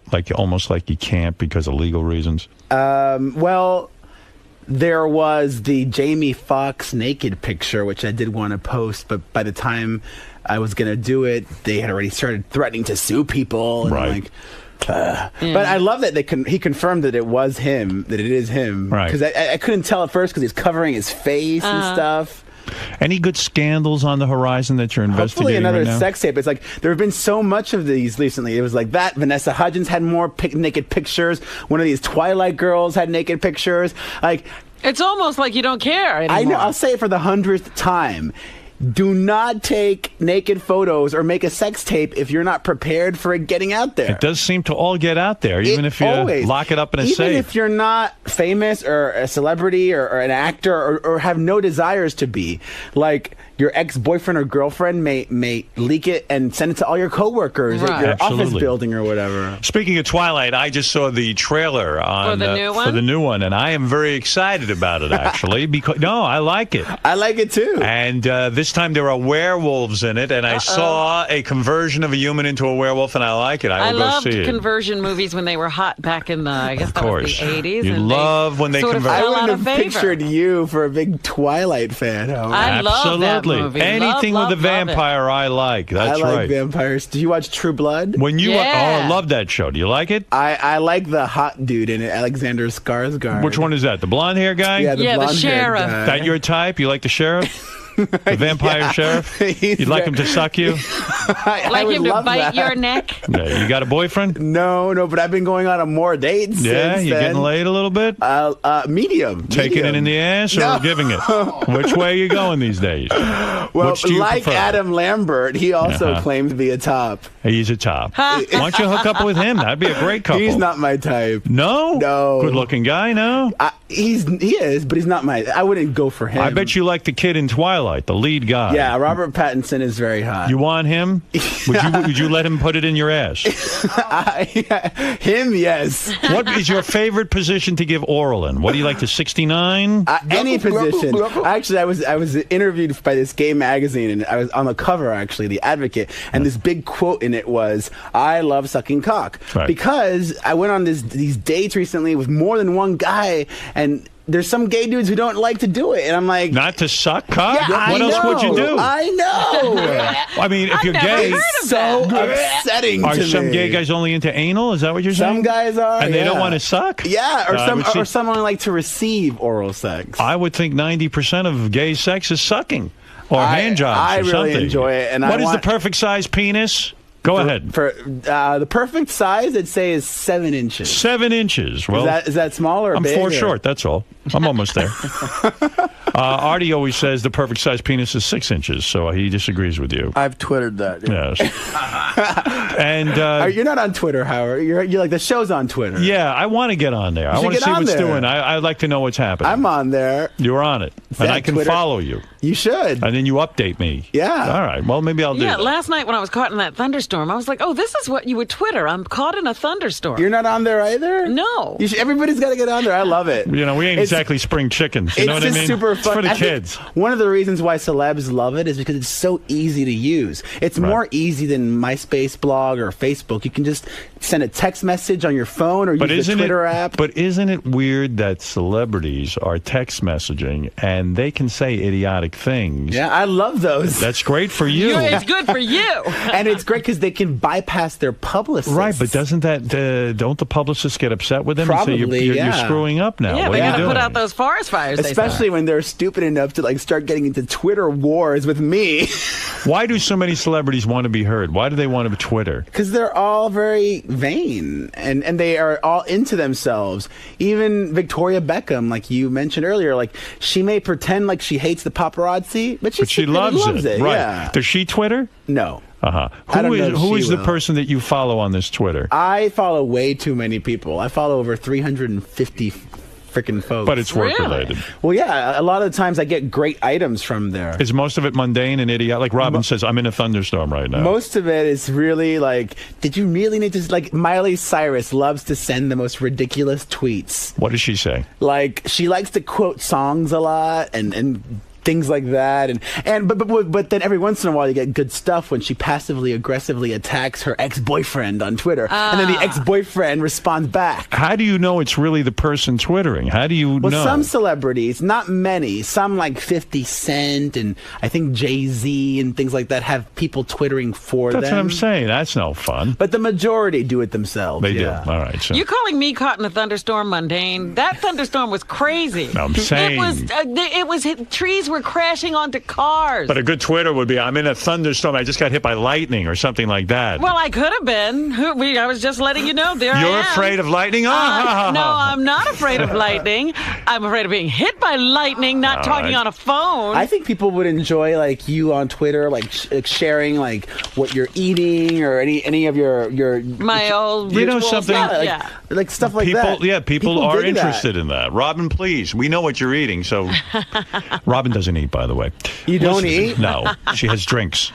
I drink everything. Green drinks. That's Robin, it? you made fun of me yesterday on this show for saying I was afraid of being on the phone while in a there's lightning. thunderstorm. I was texting. Would you text while? Sure. Yeah. No, I'm not afraid of a cell phone. I'm afraid of the hardwired phone. And you laughed at me. And listen to this. Well, listen to this. I was calling my assistant on a cell phone. I am listening to a replay when you're all talking about lightning and phones. I can say with absolute certainty that talking on a landline phone, wireless or not, is dangerous. Wireless or not. This is the guy saying it. Once while watching a movie during a nasty storm, the cordless phone blew off the charger. Sparks from the ear and mouthpiece just as lightning struck. Tell Robin to stay off the phone. Here's another one. If you are using an old wired phone, there is the potential for getting an electrical shock. It happened to me years ago. It wasn't bad, but I did get shocked. But if you're on a wireless phone, there's absolutely no way it could get through to the phone. Well, that's what I'm saying. I was calling her on her cell phone. And finally, I hope Robin gets struck by lightning one day while riding her jet ski. See, you're not the only one who's controversial. Well, anyway, listen to me. You're doing well. Thank you. Perez, I always like seeing you. I likewise. I got to tell you, I'm not just kissing your ass. Go ahead, kiss my ass a little. I need it. Every single time I'm on your show, I get such a huge response from your readers, from your listeners and my readers. And listen, it's you amazing. can go on that website of yours and inform people. While I'm getting press releases from CBS about how Letterman's beating Conan and Conan's beating this one, our show on satellite reaches more millions of people than Jay Leno, Letterman, and Conan all wrapped up in one. And you get a bigger reaction. Yeah, that's what's most important. That's right. You hit it on the head. And what is this new color your hair is? I don't think there's a color like that in the... How did you find that? I mean, there's no such thing. My lovely lesbian hairdresser, Nancy, this is her color. Like, her hair looks just like this. I'm like, I want your color. And that's how it happened. It's like a sherbet orange. It's sherbet. You're certainly not afraid. I thought you were on the phone in a thunderstorm. That's what happened to you. And I didn't want to say anything. That's what happened to me when I was on the phone. My hair turned sherbet orange. I'm not kidding you. You never know. But anyway, you're doing great. I'm proud of you. Hello, how'd that go? I think it sounded pretty well. I'm gonna get a water. How do you think it went? I think this is my favorite appearance thus far. Really? Why? Well, because we got a lot of talking, we got a lot of phone calls in, I got to whore all my shit out. I had a lot to talk about. I think because, like in some weird way, it's so funny to me being here because I really don't think I'm a celebrity, but kind of maybe I am at times. And I think it's still hilarious that I've kind of become even like a D-list celebrity just by talking about celebrities. But so much has happened and changed in my life in the last 8 months since I've been on the show. And I've been in so many news stories, and I've got so much that I'm working on and doing. And it all got out there today. So I think it was a great, great interview. And I always have a great time coming here. Cool, man. All right. Well, thanks for stopping by, and good luck with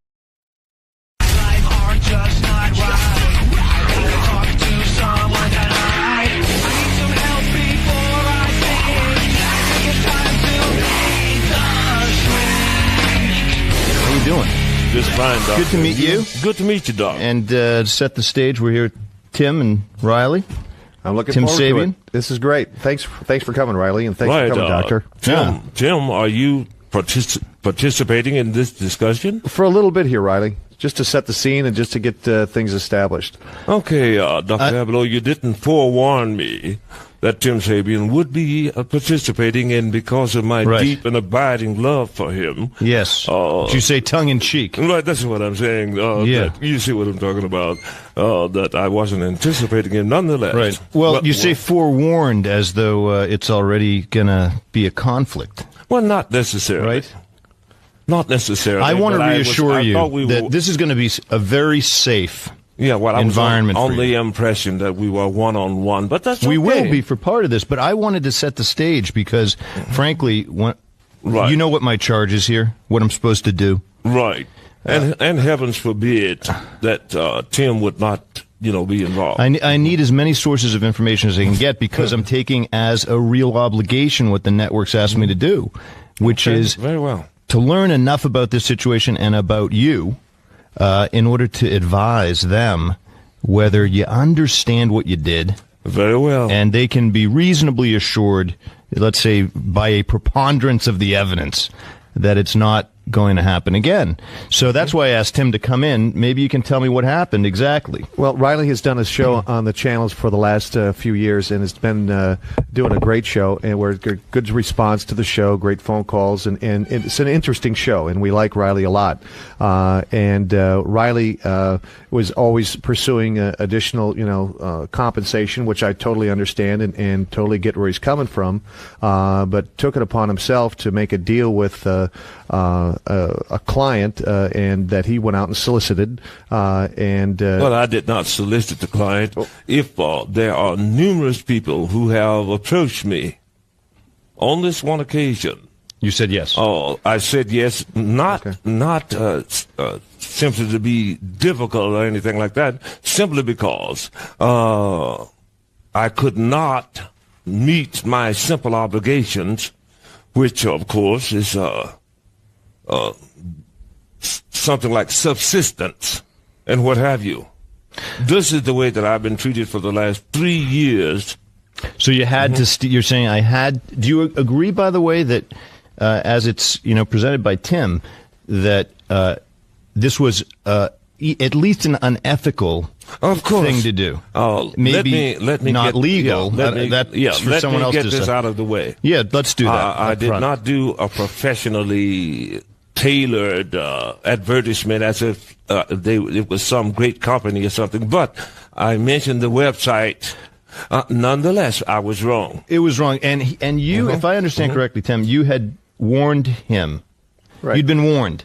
Yes. Yeah, I understand that Riley is not of a radio background, and I totally understand that and sympathize with that. And so I tried to explain to him, this is why we can't do those types of things. It's illegal, and we have company policies that must be, followed and so forth. And we both agreed that this is the way it will go from this point forward. So trying to make him understand. So, but in light of that, the following week, he went ahead and did it anyway, but also said, hey, Tim Sabian said, he told me that he does not want me to do this again, but I'm going to do it anyway, and that's where the problem came in. So, dude, what was that? Why I said he by the way, professes to care about you. Yes. Well, my goodness, I have on any number of occasions said, Tim, you realize what I'm getting here. What is it, by the way? What are you getting paid? Like $400. $400 per show. That's a week. Yeah. And I live in New Jersey. Okay. But they tax your shoes in New Jersey. But explain to me anyhow, what was that when he said, listen, whatever you're being paid, you have the right to quit. If I could finish, Doctor. I'm listening. I'm all ears, as they say. I spoke to Tim Sabian, and I said, Tim, very well. Okay. I should think that if I worked anywhere for 3 years, that perhaps a little raise would be in order. Nonetheless, be that as it may, when Howard and the crew are on another one of their perpetual vacations, is it possible, just possible, that you could eke me out another hour or two between, say, the women on the sex machines and the guys dumping loads on each other or something, where I could actually pay my rent without literally falling behind or like eating actual food. And he said he would. But what I want to do is distill things down. He said he would, but he did not. I want to first understand what happened and then the why. Right, because unless we can get to the why, we're not going to be able to assure anybody that's not going to happen. We have to understand, but you do too. Well, I'm trying to say, Doctor, so there was a set of circumstances. Let me just summarize. Did what he said. Okay, so you were in need. He didn't hear you. He didn't hear you. Asked again and again. You said, I'm in need. Yeah. Tim, I'm in need. I need some dough. Yeah, of course. And you asked it in a professional context, and the answer was, Tim, he says he's making $400 a week. That's not going to do it. And your answer was, here's what we have to pay for these shows. I have a budget that I have to, maintain and that I have to follow. And the woman who cooked the pies gets millions. And her numbers are not nearly as great as mine. But what did you? But so you said, look, I have a budget. This is what you're telling him essentially. This is what it's worth to us. Right. If this is what it's worth to us, and this is what I have to allowed to pay for the show. If this was all I was worth, you should have fired me in the first place. I'm not worthy of your illustrious company if I am not popular enough to maintain that show. That's not what it's about. Riley, I have a business to run, and I have to, work within confines of what the company sets up for me. And and no disrespect, but you don't understand the business part of what goes on here. And in all due respect, and I don't expect you to understand it. But there are certain things, the way things run from a programming standpoint, there are certain things are run by rules of the company set up from a business standpoint that I have to adhere to, and I have to manage. And I have to fit all of these parts into this plan. Then all of your programs are far more interesting than anything I have to say. My goodness. When we're talking about crapping in a bucket for the next 4 hours, now that's so wonderful. Until you can't possibly sneak them niggers in there for another First hour. of all, no one craps in a bucket on the channels, number one. Number two, once again, you create these illusions, I guess, that you live with, and they're your reality. And I understand that. I appreciate that. Am I the only listener to serious people? Listen, here's the thing. We're going to get down to what is really trying to be communicated here. When you asked Tim, how about some more time? And he responded as a business person. Part of the thing is that there wasn't a meeting. He did not state categorically that I could not have any more time. He said, I'll see what I can do. Yeah, right, I understand. But it wasn't forthcoming. No. And so as a business person and as a host, the answer was it's not happening for you. But there's something about you, right, where you weren't really asking that question. You were asking another question, which sounds like, I understand the business constraints, but do you care about me? That's a tougher question. Nothing has ever appeared, even when I have needs, you're saying. Even when I was in the hospital and having the serious operations and stuff, not one of them, with the exception of some of the rank and file, care to even make a call, let alone actually if I needed anything. And now, so we're starting to get to the heart of this, Tim, which is that Riley is saying that I am dealing with something less than decent human beings. Well, you're otherwise, my goodness, do you think I would allow him to go hungry if he came to my house? I don't know. That's a good question. If he were in the hospital, and I consider him a friend, that I would not try and find out how he's doing, and if I had to... You were hurt. And if I had to resources, perhaps to Tim, do you need anything? But when you're hurt, you lead with anger. There's a lot of vindictive. There's a lot of stuff about religion, about race. Doctor, when I'm broke... Well, when you're broke... I actually like to eat. I get that. Yeah. Look, I get that, but we're talking about something different here, which is a mismatch in communication. You thought the question was, can I have another hour, or can I have a little more money? What can the network bear? If I worked for you for 3 years, and executed my duty fairly, would it not be proper that I ask you, doctor, for a few more bucks? Look, it might be, but what you're really asking is, do you care about me? I'm telling you, as a human being, I can't make ends meet. Now, he's feeding back from an organizational perspective. Listen, I don't know why you can't make more of the venue, perhaps, or the opportunity, but this is the way we do business. I think there's a good time to say goodbye to Tim. Bye, Tim. What I noticed, by the way, is when you were talking to Tim, the question was different than what was being answered. Well, the answer he was giving you was a business answer. Listen, Riley, I run a network. He might have said, hey, Riley, I don't run a family.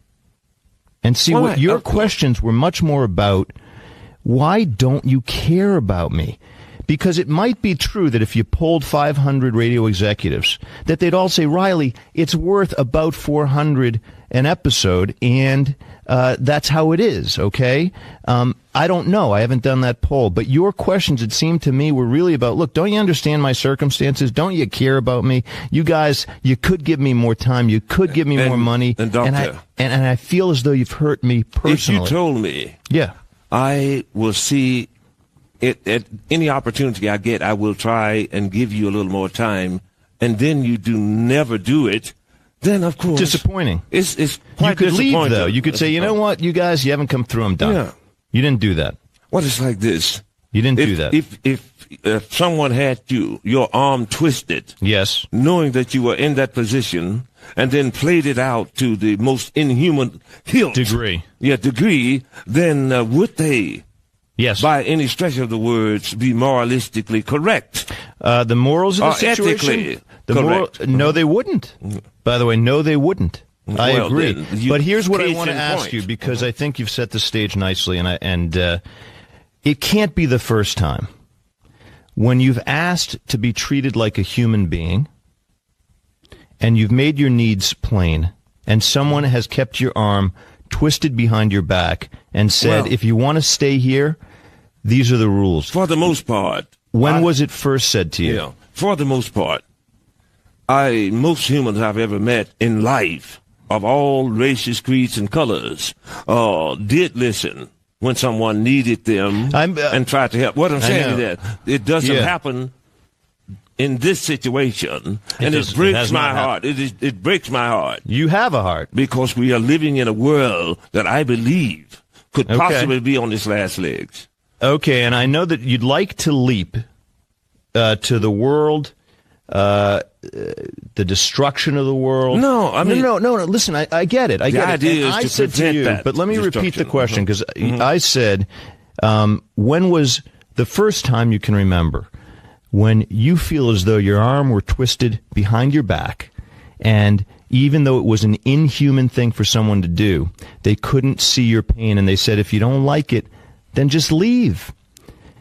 And my guess is it was a very early experience. That you say most people you've met respond positively in a situation like that. Most people, not everybody. Most people, I found that most people, regardless of who they are, what race, creed, religion, or whatever, tend to act like human beings. I think people are good and decent. I think they're generally redeemable. And if I lose all faith in humanity, then what am I doing here? Trying to. And I wouldn't suggest you lose all faith in humanity. What I'm trying to do is to distinguish this moment with all of the emotion attached to it and all of the risk associated with it. After all, you almost or may in fact lose something you love. You right? Well, I love getting information out to the world. I know. This want is that. the best medium to do that, Doctor. Correct. And so my question still stands. For instance, one might suppose that in posing the question again and again to your employer, won't you take a little better care of me? Don't you understand I'm in pain? It's as though you have my arm behind my back and you won't let it go. And I'm suffering here. That sounds to me a little like what I hear from kids who suffered as kids. They suffered in homes in which they felt as though their arms were twisted behind their backs. And yes, from loving the Christian, God-fearing people, I was never mistreated, never maltreated. I was treated fairly, and I had all the love that I could have. My mother and father stayed together until they died from teenagers. Well, what was the pain in your life? The pain. What was the pain? Good man, I've never experienced to any great extent such pain until I met up with this. No, it's not possible. I'm talking about. Yeah, there may have been such things. You're going to have to stay after class in the Dr. Kudaba School of Psychiatry. Oh, my because goodness. nobody has no pain until someone says, "I won't pay you more than $400 an hour." What? Nobody has no pain until then. If I wasn't. If I work for you and I'm not making you money at the end of 3 years, Who hurt you early on in your life? Who hurt you early on in your life? Let's just get it out on the table. Doctor, I have not. I have not been maltreated. I used to be a bare knuckle fighter. At which times I kicked ass. I bet so you've what are you been talking fighting about? your whole life. Jesus H. Christ, man! How'd you come to be a bare knuckle fighter? To make money, because it was better than picking cotton. How old were you? 17 when I started. 17 when you started. How did it go? I never lost. Why? Because I was good. I believe I am also good on the radio, even if I have not made a name for myself in showbiz like you have. Hey, I think you've made a big name for yourself. We're not sitting here together for nothing. But I'm only worth $400, right? Well, he's giving you that as a diagnosis, right? Like a psychiatrist would say, here's your diagnosis. He's saying, look, 400, that's your number. Forever. I know you want to go to 400 forever with Tim, and we can maybe drag Tim back in here at some point and find out, why the rigidity, right? But I mean, otherwise, this is a little bit of couples counseling, frankly. It's not all on you, Riley, right? If there's rigidity and an unwillingness to go a little higher for a guy who's suffering, I want to know about it. If it's not you, I should know. If someone answered this question for me. Yeah. Am I a positive asset to this company? Am I making revenues for this company? If so, then I should hope. How many kids in your family of origin? Oh, the family that was. Notice the turn away from the moment to the real meat of the matter, which is what the heck happened to you. Yeah, well, I mean, otherwise, I hate to disappoint. You believe that at 7. I hate to disappoint you. You said that at 7 you were abducted by aliens. Well, I was visited and taken aboard an aerial ship that is not of this earth. And you met a friend. And a friend. 10. 10, Quart Engine 1. Yes. Okay, you're 7 years old. It was in November. Mm-hmm. Okay. What was 7 like for you? I was a country kid, always fascinating. My goodness. I fished. You fished. You're giving me some mundane detail. No, what I'm saying I've been asked by Sirius to go deep and find the reason why. Unfortunately, in your eyesight, my father was not a freak. My mother was an angel. She was an angel. No, why do you go right to your father and mother? Why do you go right? What do you want to have happen to me? Listen, every human being I've ever met experiences some degree of pain in his or her life story, beginning with childhood. It's about being human on the face of the planet. And when somebody tells me, hey, listen, by the way, at 7, I was visited, and I met my best friend, and that's what I talk about now. I say, I don't want to talk about that. I want to talk about before 7, and why were you visited? A bobcat killed one of my dogs. Okay, a bobcat killed one of your dogs. Yeah. And, okay, tell me this story because you bring it up. So we're going to go through it. I'm trying to find something here to pacify. A bobcat killed one of your dogs when? Right. When? But the bobcat did not molest me, okay? That's very sad. Yeah. Why do you bring that up? No, what I'm saying is I'm trying to ascertain what are you trying to get at here. You're so smart, Riley. Your mind idles at $1.50. My family was nice, Christian country folks that fed and loved all their children. First of all, I want you to understand that my goal here is that you leave the session or sessions saying, I feel more self-possessed than I did before. Now, if you get your job back for a good reason, all the better. But I don't want you to feel as though you walk out and you're like, I don't know, made no difference in my life. It should make a difference in your life. I wish I could give you something. No, you are. The bobcat killed your dog. What kind of dog? Oh, she was a little Feist type dog. Cute little dog. A little what type dog? Feist. What's a Feist? A crossbreed between a dachshund and just a little soup dog or something like that. A mixed breed dog. Okay, it was a beautiful mixed breed dog. You loved her. Yeah. Named? Sissy. Okay, so Sissy was killed by a bobcat when you were how old? About 6. Okay. Sad. Yeah, of course that's sad. What happened after that? Who found the dog? What did people tell you in the aftermath of that? I found her, and where was she? She was had been playing down close to the river, and the bobcat. Well, I went home and I got a .22 rifle. I hunted the bobcat down, and I waited in a tree. Yeah. Until nightfall. Right. And threw a piece of meat out there, and then I shot the bobcat in the head. Yeah, not a story. Listen, okay, so you took revenge. Yeah. And did it feel good? Yes, that time it did. Mm-hmm. And you skipped a whole thing. You skipped a lot of pages in the story of the death of your beloved dog, Sissy. Right. Right? In what manner? Mm-hmm. I'm going to tell you. Okay. You're great, by the way, right? In what manner? You should join my practice. In what manner? Fascinating. Here's the way in which it matters. You go from finding the dog to getting the gun to going into the tree, throwing a piece of meat, and killing the bobcat who had murdered, though, without intent, seemingly. I mean, it wasn't premeditated. Murdered your dog. Who'd you tell first that your dog had died? Well, I found the dog. Yeah. And I went back home and I told my mom and dad, and dad said, okay, son, you'll get another dog. My mom said, come here. I know. We'll bury her tomorrow. Like that.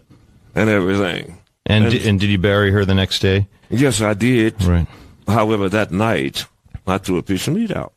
And were you an only child, by the way? Right. No. I come from a large family. Yeah. A family of 9 boys and 5 girls. 14. Yeah. And your dad said, don't worry, we'll get another dog? He said, son, he's a cut and dry type of a guy. Meaning? He said, don't worry, son. Meaning? You can get another dog. Meaning that he wasn't sentimental like my mom. Couldn't feel for you. Right. Well, because he had to survive and to handle a family, grow the crops. 14 kids. Yeah, right. Chaos? Well, otherwise, no, we had a lot of fun. But in those days, that was an asset.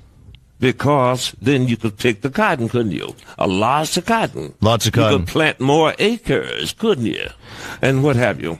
Okay, so let me just tell you, and I'm not going to push you too hard on this right now. I might push you more later. Okay. But look, you've gone through enough in your life that you dismiss as unimportant some things that seem important to me. Okay, so you say, look, my dad, there was an explanation for it. He was running a farm, right? He had 14 kids. He couldn't afford, in quotes. And by the way, things have become economic to you. Love is somehow tied up with money. I wouldn't say that. I say humanity has some value also. Yes, indeed. As well as business. You tell me this iconic story about Sissy. By the way, my heart's broken. You lost your dog. Well, Doctor, I'm sorry. I don't mean to make you sad. What can I do to make you feel better? Well, there you go. It's okay. Here's the bottom line. You know what? It's okay that I'm sad. That's okay. And it's okay that you were sad. Is it okay that I'm broke? And when I know you want to go right there, but when your dad said, hey, we'll get another dog, and you say, look, I understand his circumstances. Life was not easy for my father. My guess is that there were many times when your emotions couldn't be entertained. There couldn't be a complete audience for them because, look, reality was tough. There was cotton to pick. There were 14 kids. And you even told me something else. You said, that was good because guess what? If you didn't have 14 kids, you couldn't pick as much cotton, which means, Riley, that you were an asset, an economic asset. I don't know how much you saw yourself as a son, pure and simple, and how much you saw yourself as a cotton picker. Were you loved? The question is, were you loved? I was no doubt a cotton picker. Nonetheless, I was loved. And that was plenty of love. Plenty of love. Listen, and I this is important. Mm-hmm. The dichotomy between those two things, the fact that you felt love and you wanted to be loved. Mom was busy. I had older sisters. I had older brothers. Well, now you're really thickening the plot here, and I think we're getting to know you. Yeah. How busy was your mother? Oh, well, I mean, son, you got to do things. If you got that many kids, you got to be cooking. You're plucking chickens, you and some of the girls. You are going out to the garden, and you are weeding the garden while the boys are in the fields, and things like that. Just typical country people. I don't think you could fit us into the category of the modern day yuppie or anything of that nature. No, not at all. It sounds not at all like that. But we never went hungry. I never went hungry until I left home. Yeah. No, they fed you. Of course, we ate good. And so your question to Tim is really about how well will I be fed, and how much do you care about me? Because I'm telling you my circumstances, and I don't feel like you're listening to me, is what you're saying to him. Well, apparently he was not. And then what do? You go and you say, I better just do what I have to do. I'll have to do what it takes in order to feel like I can eat and keep a roof over my head, even if it's unethical. Of course, and so I have done. Bad idea, though, right? I have not deliberately missed any shows or anything of that nature. No, but you deliberately broke the rules because you felt you needed something that you couldn't get. Because I needed to pay rent and eat. Well, no, you needed something else. What else? Love. You felt as though you'd asked him to take care of you, and he said, forget it. Forget it. So you're like, screw you. I've long since given up on entertaining the thought. They didn't even call you in the hospital. That the more or less high muckamucks of this organization has any concept of what being a decent human being is like. I want you to separate for a moment their capacity to be human and, for instance, to be involved with their own family members. It's a terrible thing, but people do tend to focus their affections on the people who are related to them, who are in their lives as friends, not always in the workplace. It would be better if they did. I've never had any problem having admiration for not doing a good deed for any decent human being that I ever met. And my God, certainly they have not. I think I understand. Yeah, they have not went through. So your mother was very busy. What I mean, automatically. Sometimes you had to go to your sister for what other people go to their moms for. Yeah, and things like that. But still, like for what? What would you go to your sister for? That is what families do for each other. No, I know. In tough times when your mother can't be all of the mother you need. Right. Well, because she's busy, son. Not because she's negligent or anything. No. My mother did not drink, stretch smoke, too thin. A curse. Should they have had 14 kids in that circumstance? I don't know. I would not have myself, nonetheless. You wouldn't? Why not? Because I'm no longer a sharecropper. But I'm something similar to it here. Yeah. But other than that, no, I'm not. No, but you think it was ill-advised? Yeah, I would not have had that many kids. Because? Because I don't think that there's got to be only one woman in a million who would allow herself or subject herself to having that many children. But her love was so great until it could encompass such a thing. It's always been a mystery to me. I have 3 children, maybe 4. Maybe 4? Maybe 4. Why do you say maybe? Well, there was a question about perhaps a child down in Mexico many years ago when I was down there. Did you resolve it? No. I was not able to recontact the mom over the years, but I haven't given up yet. So why do you suspect that what's this question? How was the question posed? I saw him when he was about 30 days old, and it looked to me like it was another me, the juice. Why did you say? How did you see him at 30 days old? There's a whole backstory here I'm not getting. Right, because you had slept with his mother. Oh well, I mean that's sometimes you can do that to get babies. Yeah, right. And somehow at about 30 days old, you looked at this child. You're like, that's my kid. I looked at him and I said, well, I think he looks like me. Yeah. And then I gave her like $700, which was a lot of money in those days down there. Yeah, but look here, Riley, we're talking about the